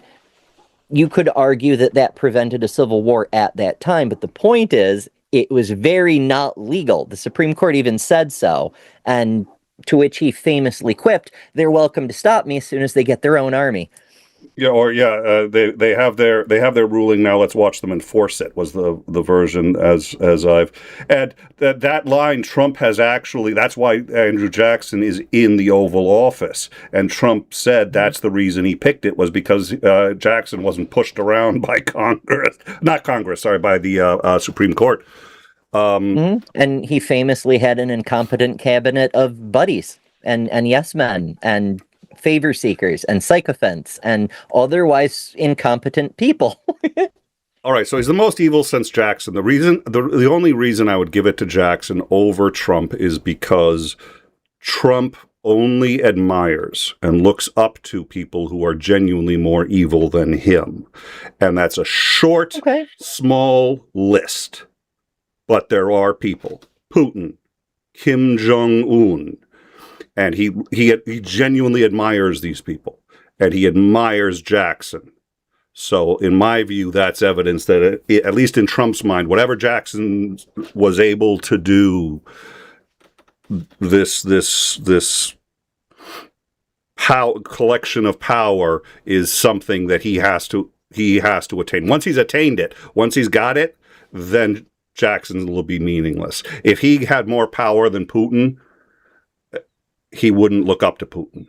He just looks up to the authoritarian figures who are currently more successful than he is. That's it. So that's his little boy ambition is to be the most powerful despot in history. I don't think he's going to make it, though. But we can grant that he's certainly the most evil president in the last 200 years. Yes. Well, this is good. We're making progress. I think I think we're solving real problems here. Like categorizing Trump on the ladder of evil. There was Aristotle's ladder of Eros, and there's in time's ladder of evil. Very similar in terms of importance when it comes to ancient Greek philosophy. All right, what's the next one? Yes. That's good YouTube content. You could make a tier list. Yes. People love tier lists. Yep. Yeah. All right. Last one, number 10, denial. It's just what you think. It's the perpetrators and their descendants go, no, that never happened. Or at the very least, there was no crime. Because sometimes they still buy into the propaganda. They still say, oh, we just exterminated the cockroaches. Sort of like they still say about St. Patrick in Ireland. He drove out the serpents. There were never any serpents in Ireland. It was another genocide. It was dehumanization. It was renaming the pagans. Instead of cockroaches, they called them serpents, and they wiped them the fuck out. And they still say that about St. Patrick. It's just a denial of a genocide. Textbook. But again, the steps don't have to happen in order. Well, That's definitely happening right now. One of the most famous, richest people on earth is denying it right now, you know? Well, and also the other rich person, and also that other rich. the other. You know, it's weird how many rich people are involved in this now that I think of it. It's almost like the entire point is to distract the populace and make them fight amongst themselves or something. I don't see why you would want to do that. I mean, they'd have to be doing something pretty Epstein awful. Something of like, well, you know what they say, no billionaire is an island.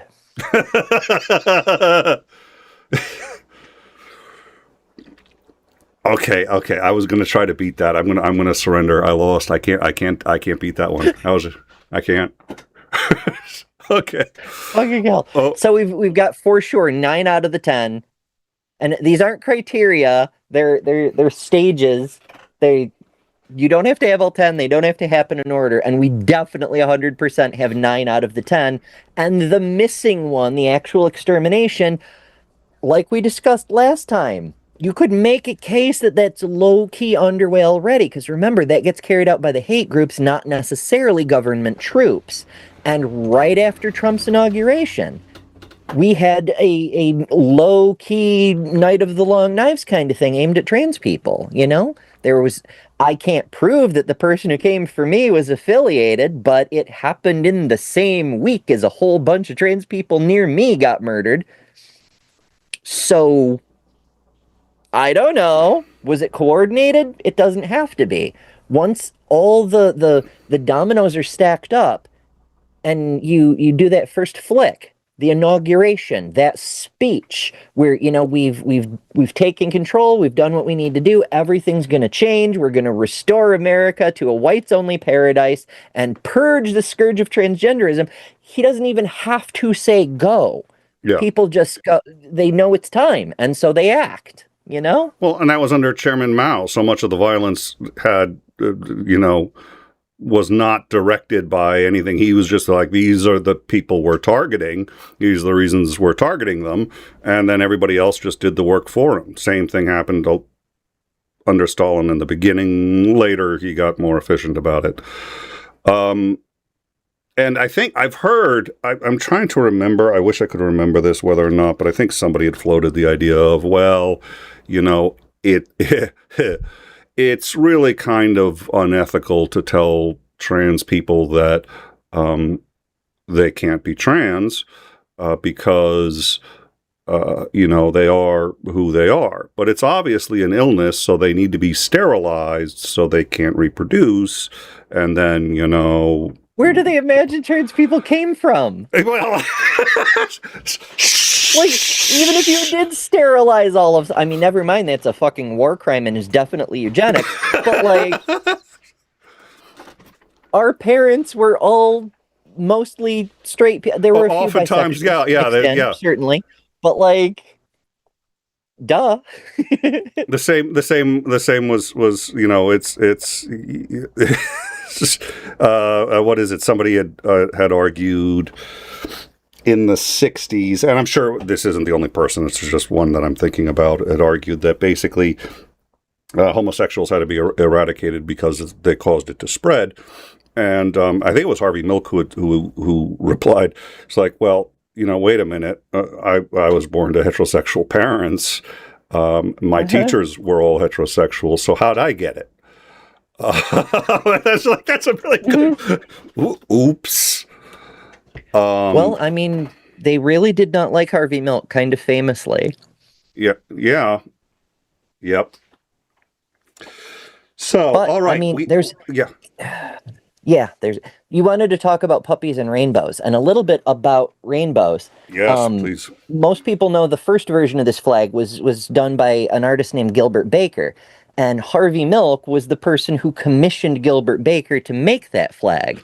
And then Gilbert Baker was in charge of the production for the second version that only had the 6 colors because they couldn't get the material for the hot pink, and he stripped out the indigo and changed the turquoise to the blue that we have now. Like, Harvey Milk set all that in motion. The flags we have today, all of them are because Harvey Milk thought there should be a banner for the whole LGBTQ community. I did not know that. Yeah. Happy Pride. Very nice. All right. Hey, we talked about rainbows. We talked about rainbows. And if I can, I'll talk about a puppy. I'll find a way, in a positive way. In a positive key. There's a key here. There is a caveat. Anybody who wants to bring up puppies, they have to be cute. They have to be uninjured at the beginning of the story and uninjured at the end of the story. Are we all clear on that? No John Wick stuff. No. Yeah, no.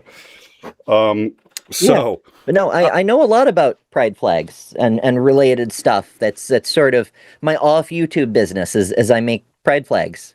A certain special kind of pride flags, but that's a topic for another time. Well, so Isandring loves to argue. He's a bit of a contrarian. I've heard that rumor. Yeah. Yeah. I don't think he's in the live chat, and so I can say a bit of a pain in the ass. So he brought up an interesting question, because at first, and this is probably actually years ago when we had first. Each of us had first heard the term Trans-Genocide, and he and I were talking about it, and he really didn't think that the term applied, and he said, listen, you don't want to be hyperbolic because that makes it harder to address the real issue. He did his own research, which he loves to do, and has lots of time to do, so he's actually, the amount of shit, because he does not just sit in that truck, he is always learning something. The amount of stuff that he's studied is insane.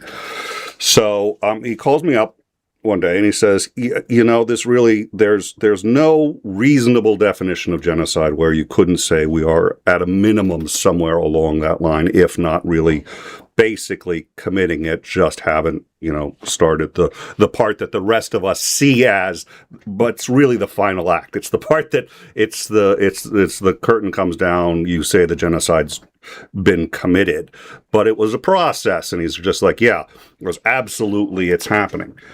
But he's like, if I go to any of my truck driver friends and say, yeah, there's a genocide against trans people happening in the U.S., which has, by the way, committed genocides against indigenous people across multiple countries, committed genocide against the indigenous people in this country, and helped supply Israel with the weapon. And I'm sorry, I wish we weren't doing these things, and I wish I didn't have to break. There are people who are still surprised when I say Israel is committing genocide irrefutably against the Palestinian people. You cannot deny it.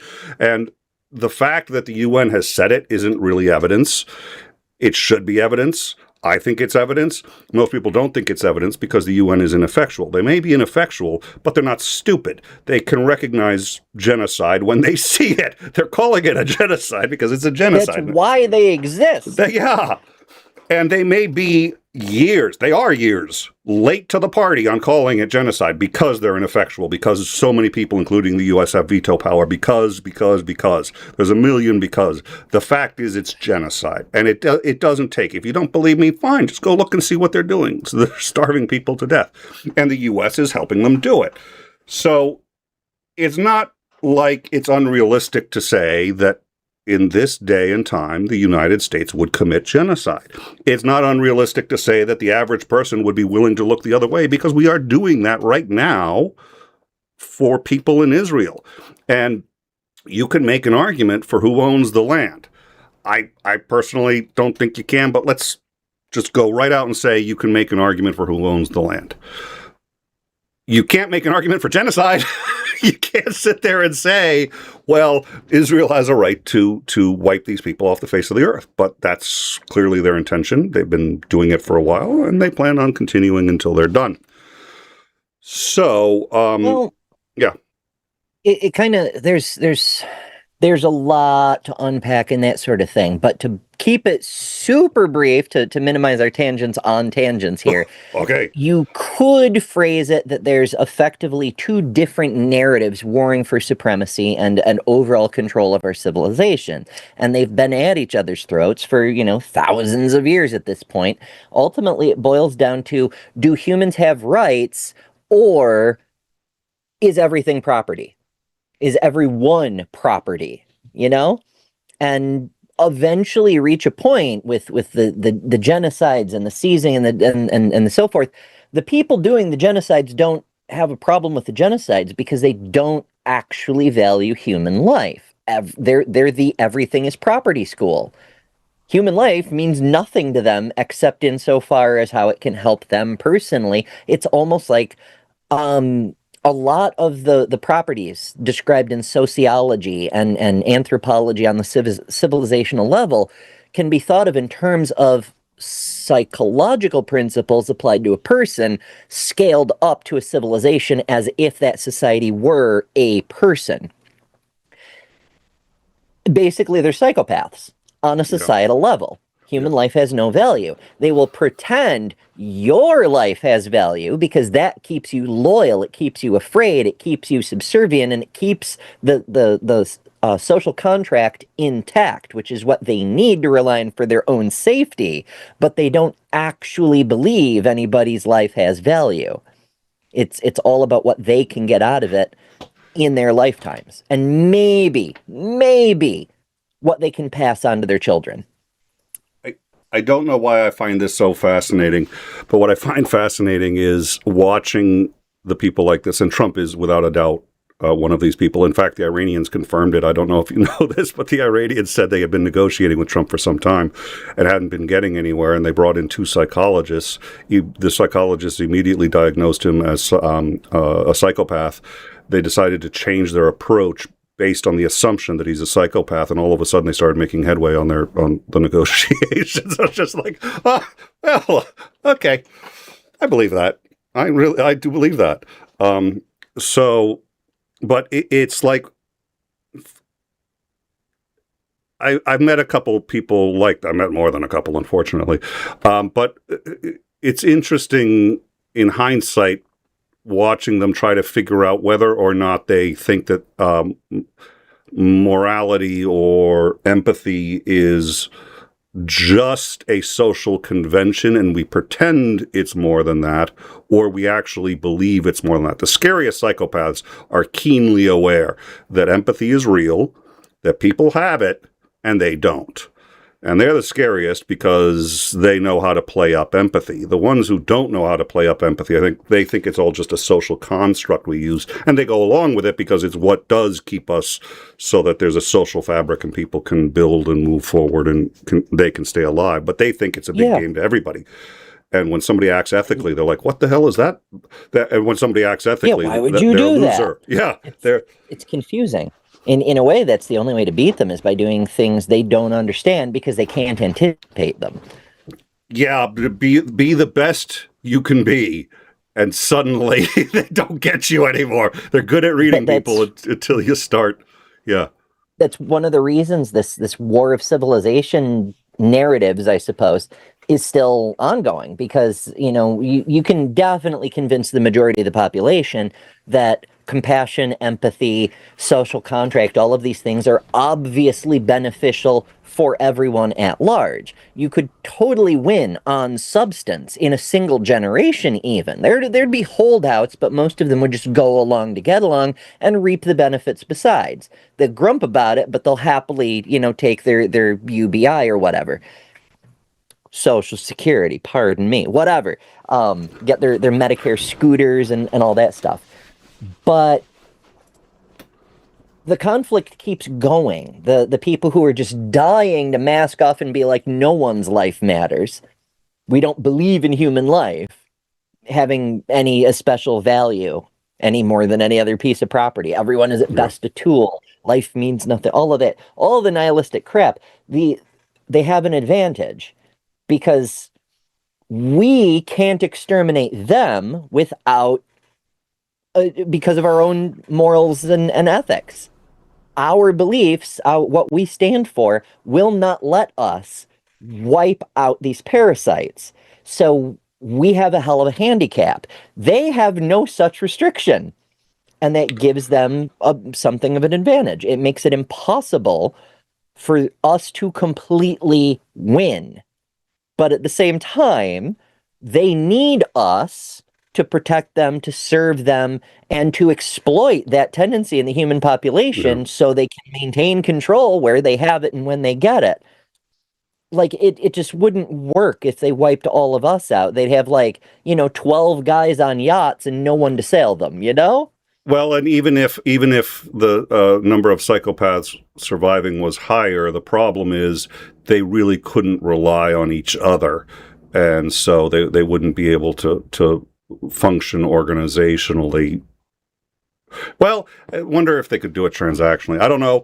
Let's get out of this rabbit hole into this. We'll just have a show. You know what? We'll have a show. I'll make a nice thumbnail for it. It'll just have a big rabbit, a large, like 300 holes around it. You and I just like shooting the shit for like 3 hours.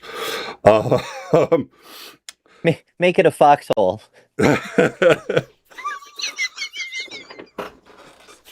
Took me a second. Oh dear. I will absolutely do that. So here's Isandring's point. Now, Isandring has another feature which I think you can appreciate, and I have a hard time really understanding. But Isandring talks about the people that he sees, and he's just like, a lot of people that I see don't think or argue or fight along these lines. Now, what he's talking about is he's driven essentially to the moon and back 7 times. He's driven to all of the contiguous United States, and he gets out and he interacts and he goes and he meets people, and then because of the darn government, although this is a really stupid law for a number of reasons, he's required to have a certain amount of down hours. So, and they literally have a tracker on him. So what'll happen is if he's only got like 5 miles left, he has to find a place that he can park the car. It doesn't matter whether there's food, bathroom, anything nearby. He just has to, and he can't violate it and later say, well, I had to, because they don't take that as an answer. So, and then he's down. Yeah, DOT will mess up your stuff. Yeah. So, every now and then he'll have, 24, 38 hours where he's either just in a hotel room or in his, and he can't. Oh, he's doing the 34-hour reset thing. That's one of my favorite exploits. The reset. So you have like an 8-day rotating clock, and they may have changed it because I got pushed out of my job almost a year ago now, and they changed the rules like twice a year. But this 8-day rotating clock where you get either 60 or 70 hours depending on what kind of driving you do and so on and so forth. You burn through those hours over the 8 days. Now, there's a few different ways you can handle it. You can drive what few hours you have left and then stop and then wait for the previous, the 8th day, those hours to fall off and them to refill, and then you can drive some more. Or you can just stop for 34 hours. It doesn't matter how much you sleep, how much you go play mini golf, how much you go, whatever. As long as you're not driving your truck for 34 hours, the clock refills all the way up. Yes. That's it. Those are the resets. And so he talks, and that's the other time. And he's like listening to books on tape. He's going out and meeting. He's real friendly. He'll just go up to strangers. Now, again, he's got an AR-15. So I'd feel a lot more confident going up to strangers too if I was packing. I don't think he carries it with him, but I don't know. Yeah, that would seem unwise. Yeah. So, he says a lot of the people that he talks about sort of aren't fighting over these issues. And so, he talks about what he sees and people that he sees fighting. But one of the things he says is that he has seen people make the trans-genocide claim before, where they say there's a trans-genocide. And if it's a trans person and they're saying, there's a genocide against me, says, and that claim always draws a huge amount of ire, a huge amount of flack, and he's like, please. It stands to reason because, you've got a couple of problems. The first is you've got people who have a political inclination to deny, because that's part of the steps, is the denial. If they're in the camp supporting the action, they have to deny. Either because they approve, and that's one of the steps, they're politically required to do it, or because they don't approve, and so they have to, cognitive dissonance, double think themselves around what they know is happening so they can still pretend they're good people. Either way, they have to deny it. They have to.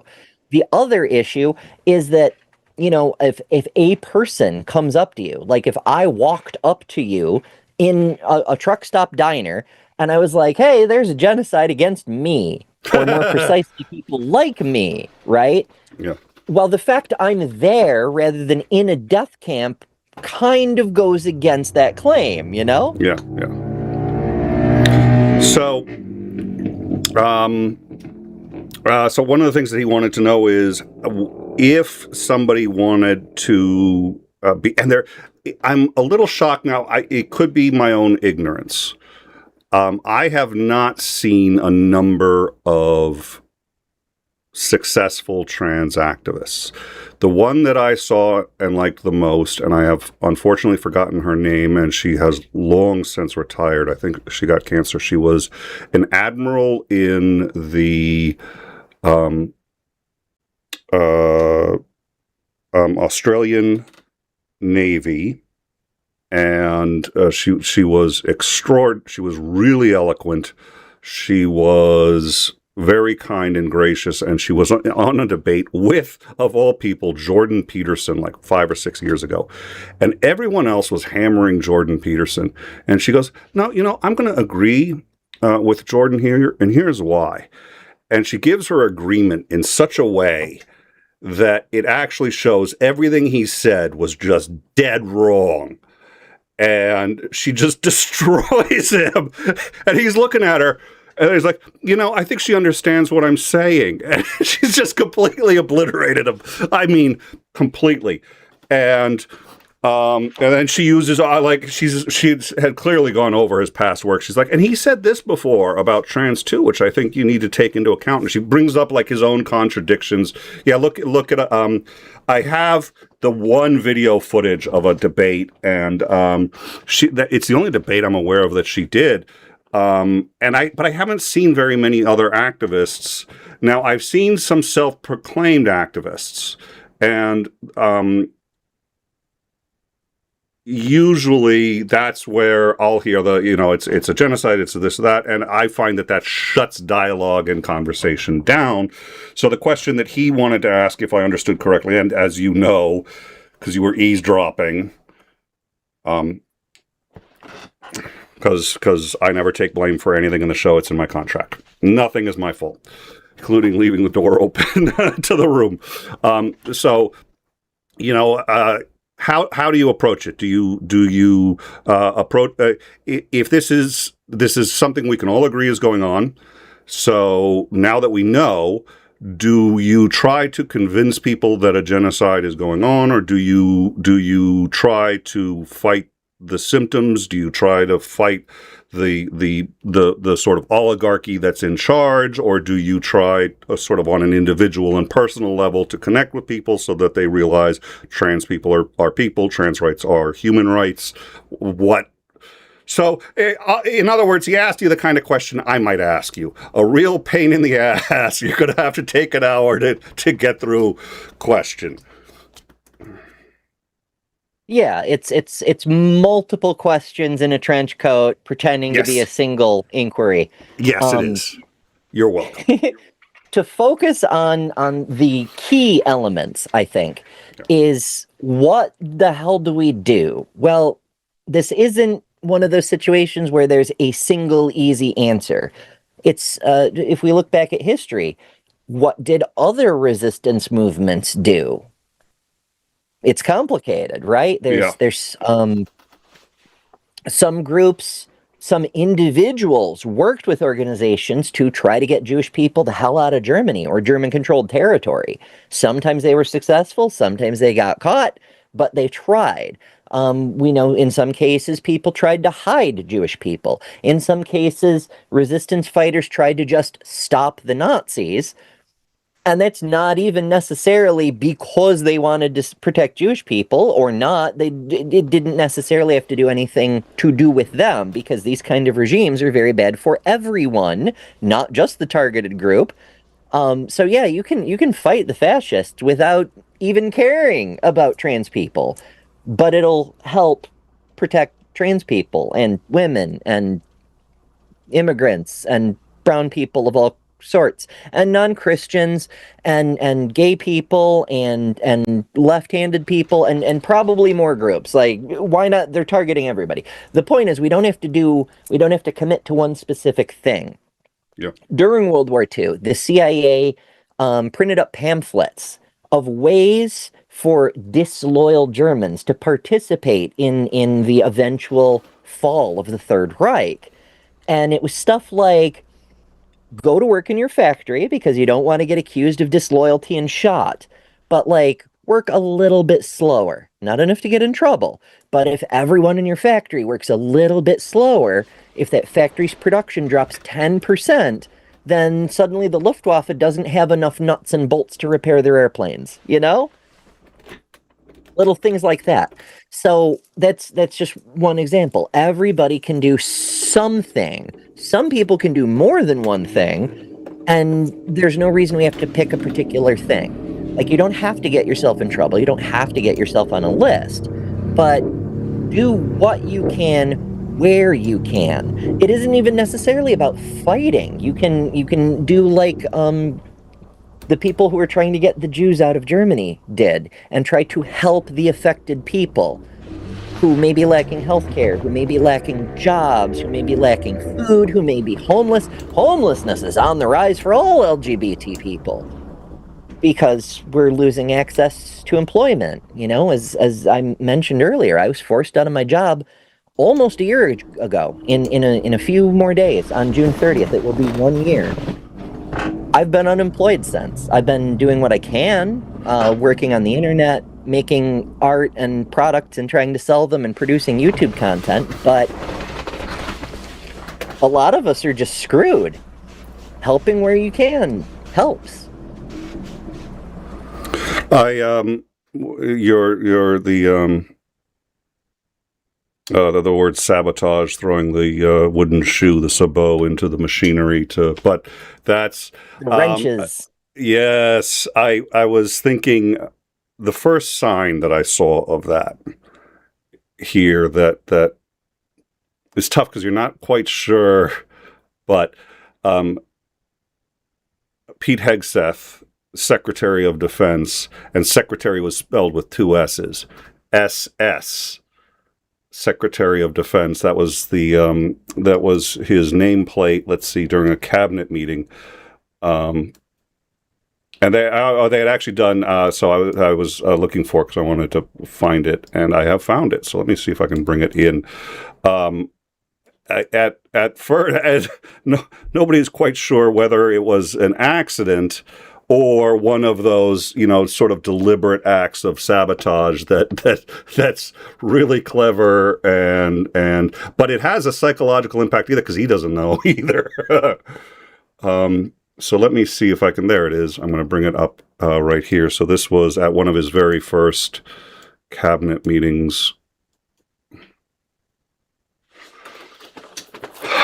So, oh, no, I do remember somebody checked the font, and it was, the font looks the same to me.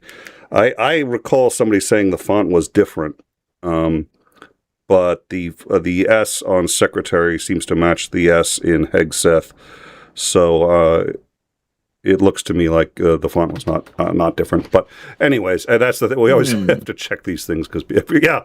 Oh, were you still looking at it? I didn't. Let me. It's okay. Yeah, my first query with whenever we run into anything along these lines, where it's an image that looks hella damning, so you want to believe in it, that's when the skepticism kicks in, and I'm like, therefore, should I believe in it? Is it real? Can I verify it? Especially in this age of AI, where getting like doubled letters is like the six-finger thing. It can just be a tell that it is AI, you know? That's a good point. We do know for a fact that it happened, multiple cameras and it was one of his first, it was an actual cabinet meeting, so everybody saw it. And the whole thing went viral afterwards because the question was it deliberate? It's just so good. It's just like, but it's, if you look up, everybody's got it. And in fact, let me just see what Snopes has to say about it and see if they went into whether or not anybody figured out whether it was deliberate. What are you You're giggling at something. My personal suspicion, you don't even need AI to do that. It's so easy to Photoshop. You just take the first S and double it, you know? Yeah. Like, you don't even need AI. But it looks like Snopes did fact check it on December 3rd, and yeah, it's true. There are multiple photographs from multiple unrelated sources. No, it definitely happened, and I remember right after the cabinet meeting, like every news organization came out with a picture of it, including some smaller local ones in D.C. So the White House YouTube channel had it live.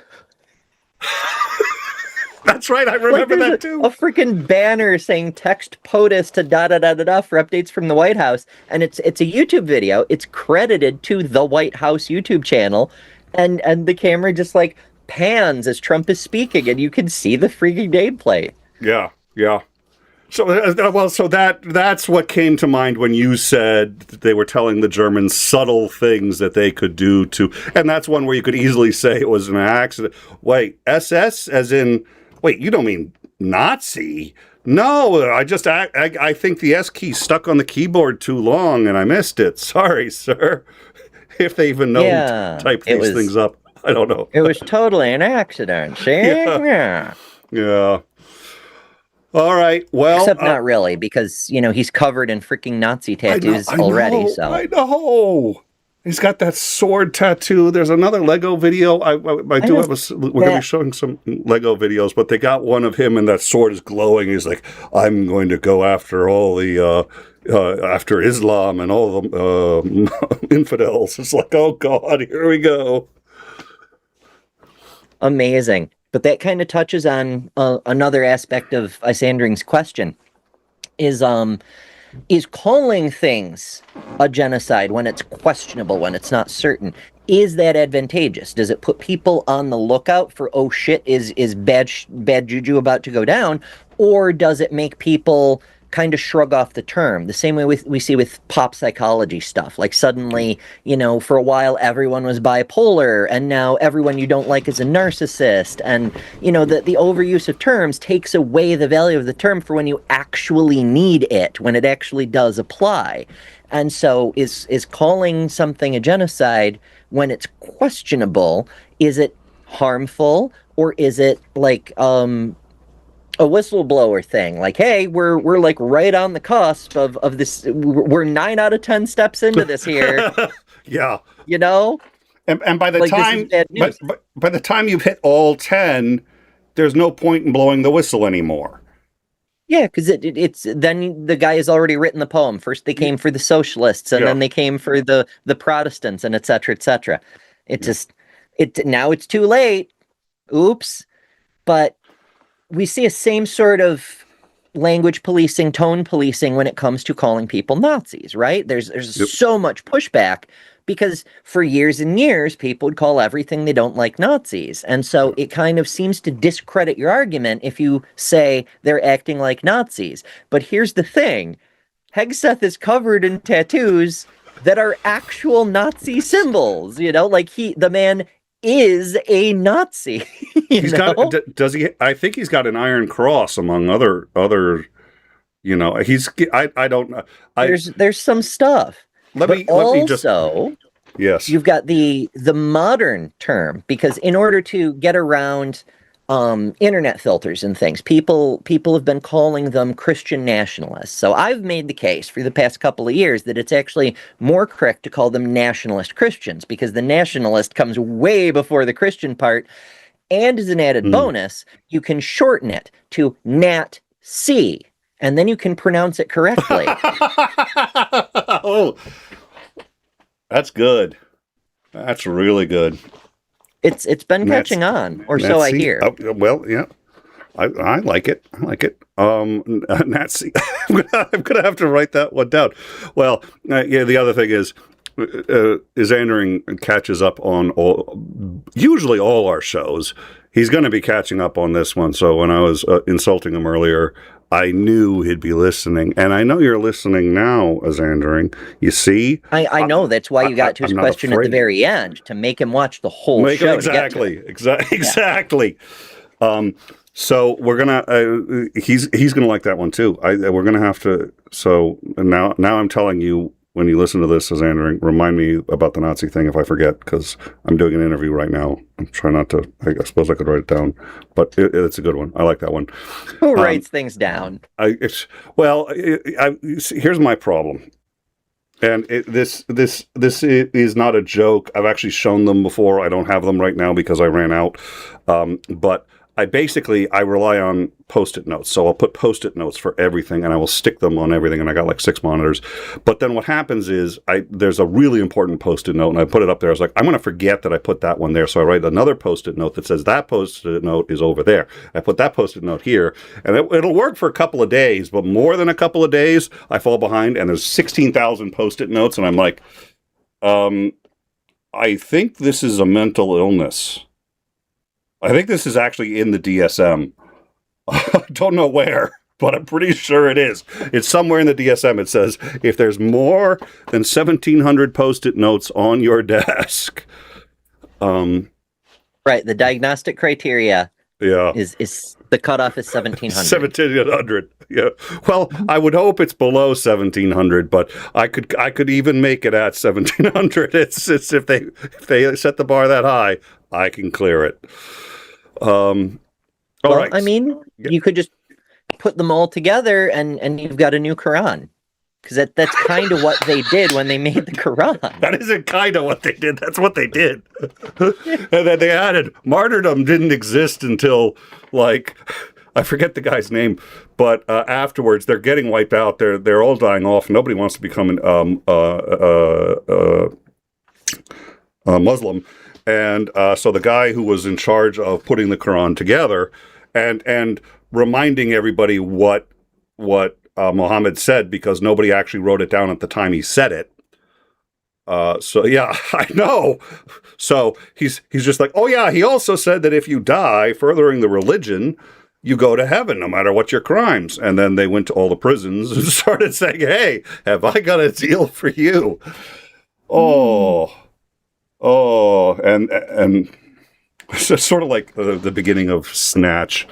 You must have seen Snatch. Benicio del Toro, the diamond heist movie, Guy Ritchie.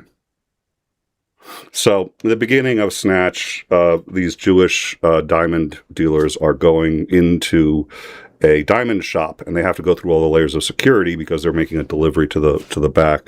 And so they're just talking, and they're in the, they've got these kind of Jewish accents, typical Jewish accents. They're like, hey, and then this happened, and then this happened. And they're like, the problem is that Mary, the word for virgin is this, and the word for young woman is this.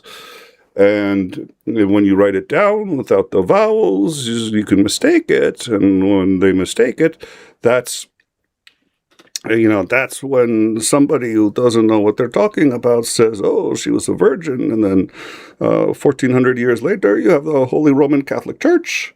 It just sort of like, it just goes from this one mistranslation to the Holy Roman Catholic Church. And I'm just like, yeah. It reminded me of that. All right, I got to check one thing real quick, and then, right, in fact, so what we're going to do, we are going to send everybody over to Culture, Faith, and Politics. Why is MAGA obsessed with proving their manhood? Which I think works. That's literally they need gender affirming care, Nick. they do. That is the irony, and it's I know people always say every accusation is a confession, but when you think about it, they're sitting there saying that what is it?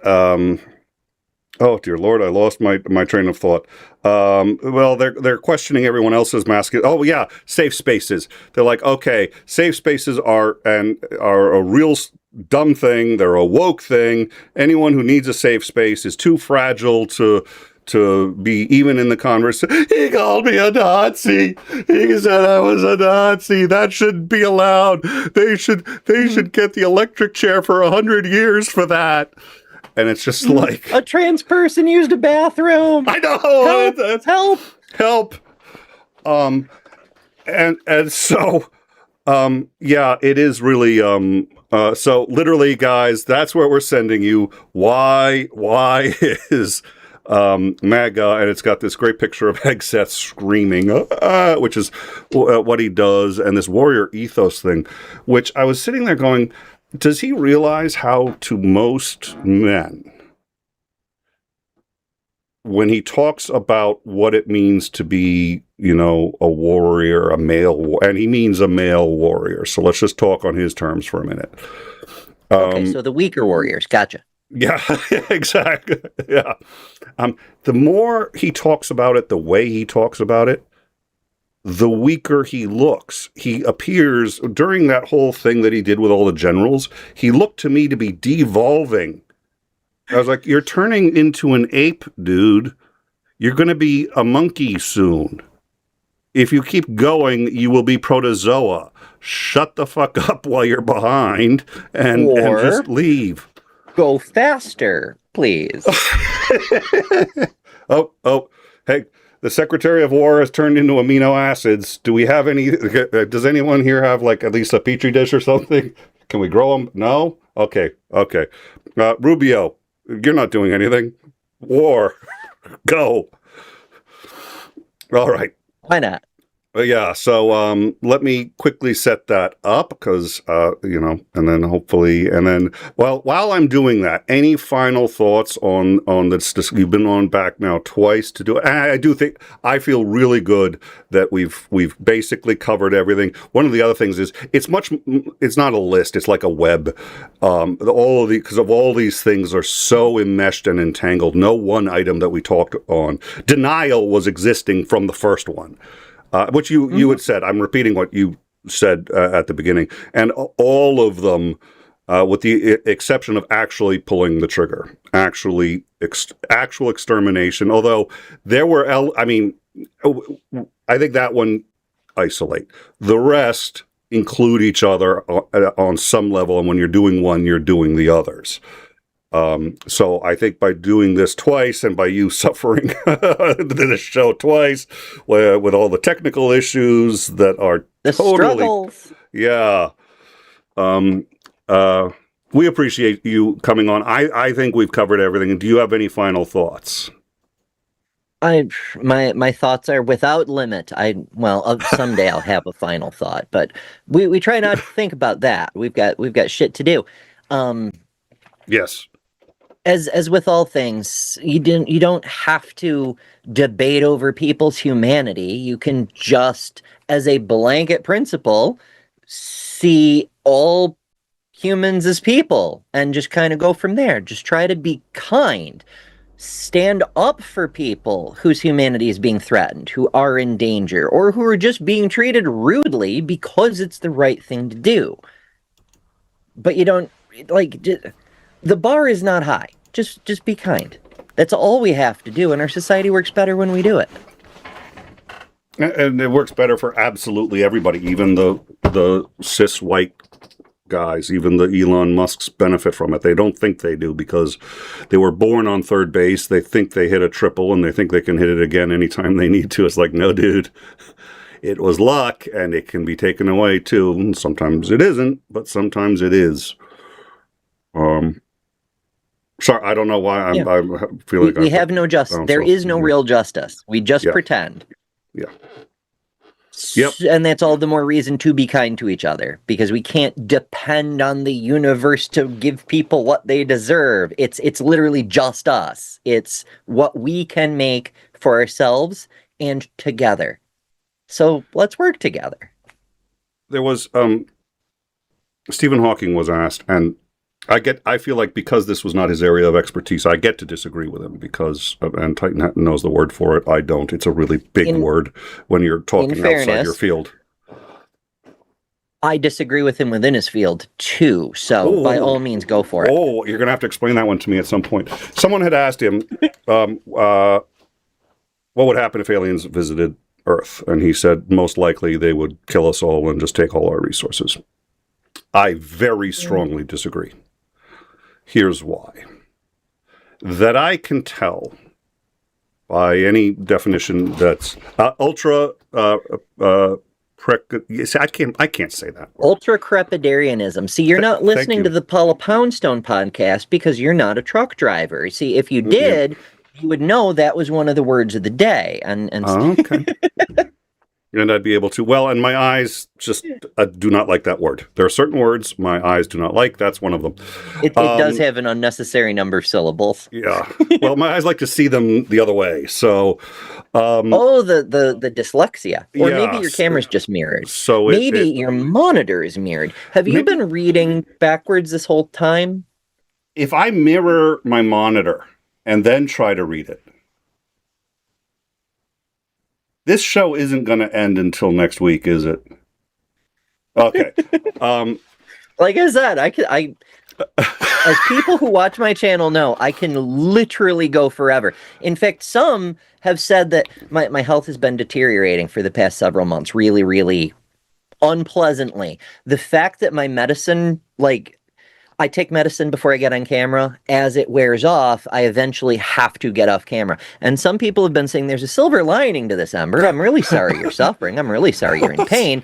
But it makes you end fucking shows today.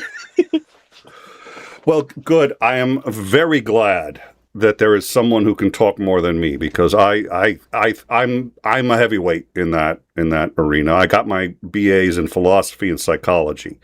So, the point was to be able to argue forever.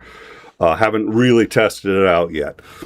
But so Hawking said that would get wiped out, and his reasoning for this was because of what we did to the Native Americans, yada yada yada, the indigenous people. We did it, therefore everyone else would do it too, because we're the best. Which is, he's using a sample of one, which isn't his fault. But he's talking about what human beings have done as we've moved. And here's my counter to that. The most successful species on the planet, evolutionarily, you can't actually really say one over the other until it's all over. But right now, that's us. Why do I say that? Well, because it depends on how you define successful, because success is just, bees are as evolved as humans. At least everything's as evolved as humans, but bees are, at least here in the United States, in North America, they're a domesticated agricultural species brought over with the colonists. They're not native, and their colonies keep collapsing because they're not native. So I don't know that you can really call them successful. The native bees, however, the sweat bees, the bumblebees, the carpenter bees, if we get our agriculture the hell out of the way, they're fucking unstoppable. Don't allow guests who school me on my own show. Sorry, I had to take notes there for future reference. Don't worry, nothing to do with you. All right, can I get back to Stephen Hawking? Is that okay with you? Fine. But Orson Scott Card wrote a series of books. After. About bugs. So, I'm going to argue that that human beings are the most successful species on the planet. I am going to argue that the fact that we can get off this planet, take a man, land him on the moon, he can get out, do a little jig, get back in his craft, get back alive here, is an astonishing success. I'm going to argue that the only way that we as a species have been able to accomplish all of those things is by having empathy and compassion. Without those, we would not have been able to get past the sort of more primitive caveman, just kill, eat. We learned to work together for larger, greater things. We are faced with the potential to annihilate and obliterate ourselves with nuclear weapons. If our compassion is able to exceed our aggression, which in the past, our aggression has actually been a benefit and helped us get where we are now. But now we need our compassion and our ability to build strong social structures that work together, or else we're not going to survive. if we don't survive, we don't get to build spaceships, go off in. So using that premise, any species that gets to the ability that they can travel fast enough to, at a minimum, cross the 4 light years between here and Alpha Centauri, must have had enough ability to have compassion. And by the way, that compassion has to exist for nature. It has to exist for animals too, because we have needed them in the past. We will continue to need them, and we need our environment intact. We need to have compassion and an understanding for things outside just human beings, or we're going to die. So the only species that could ever come here would have had to solve that problem, and the only answer I see is compassion and empathy for all life, so they would not wipe us out. That's my argument. I tend to agree. In fact, I can pre-agree, because last night I was doing a fundraiser show for a member of the community.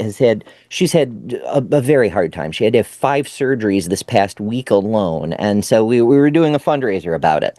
And the closing mini speech that I had written runs along not so much aliens, but similar lines. It goes like this. This is what communities are for. We enjoy our time together, but not only that, we learn from each other. We celebrate each other's successes and help each other through the struggles, and generally try to make the world a better place, each in our own ways. Helping each other is part of what it means to be human. Some of our oldest ancestors, from hundreds of thousands of years ago, were found with broken bones that had healed because others cared for them while they recovered. This is one of the most fundamental traits that has made us who we are, just to care. Everything else we have ever done, all of our science and our ideas and our art and our medicine and our technology and our discovery and our lives filled with joy, all of it has only been possible because those who came before cared. Ember, it has been a delight. Thank you once again for joining us. We will have you back on for puppies and foxholes. As soon as thank you very much for coming. And I'm going to get Isandring in a room with you. It's going to happen. I don't know how, but we'll make it happen. Unfortunately, the channel that we wanted to send you to, which is a very real channel with a very real show, does not accept incoming raids. So I am at this moment dropping the link to it if you would like to go there. We are going to be raiding Mark Reed, and most of you know who he is by now, and you can go there as well. So we're giving you 2 options. The why is MAGA obsessed with manhood, that's the link I just dropped, or just stick around for a few seconds past the outro and you will automatically go to Mark Reed. I'll probably visit each briefly. Thank you again, and I look forward to talking to you again soon. Hell yeah. Night, everybody. Good night.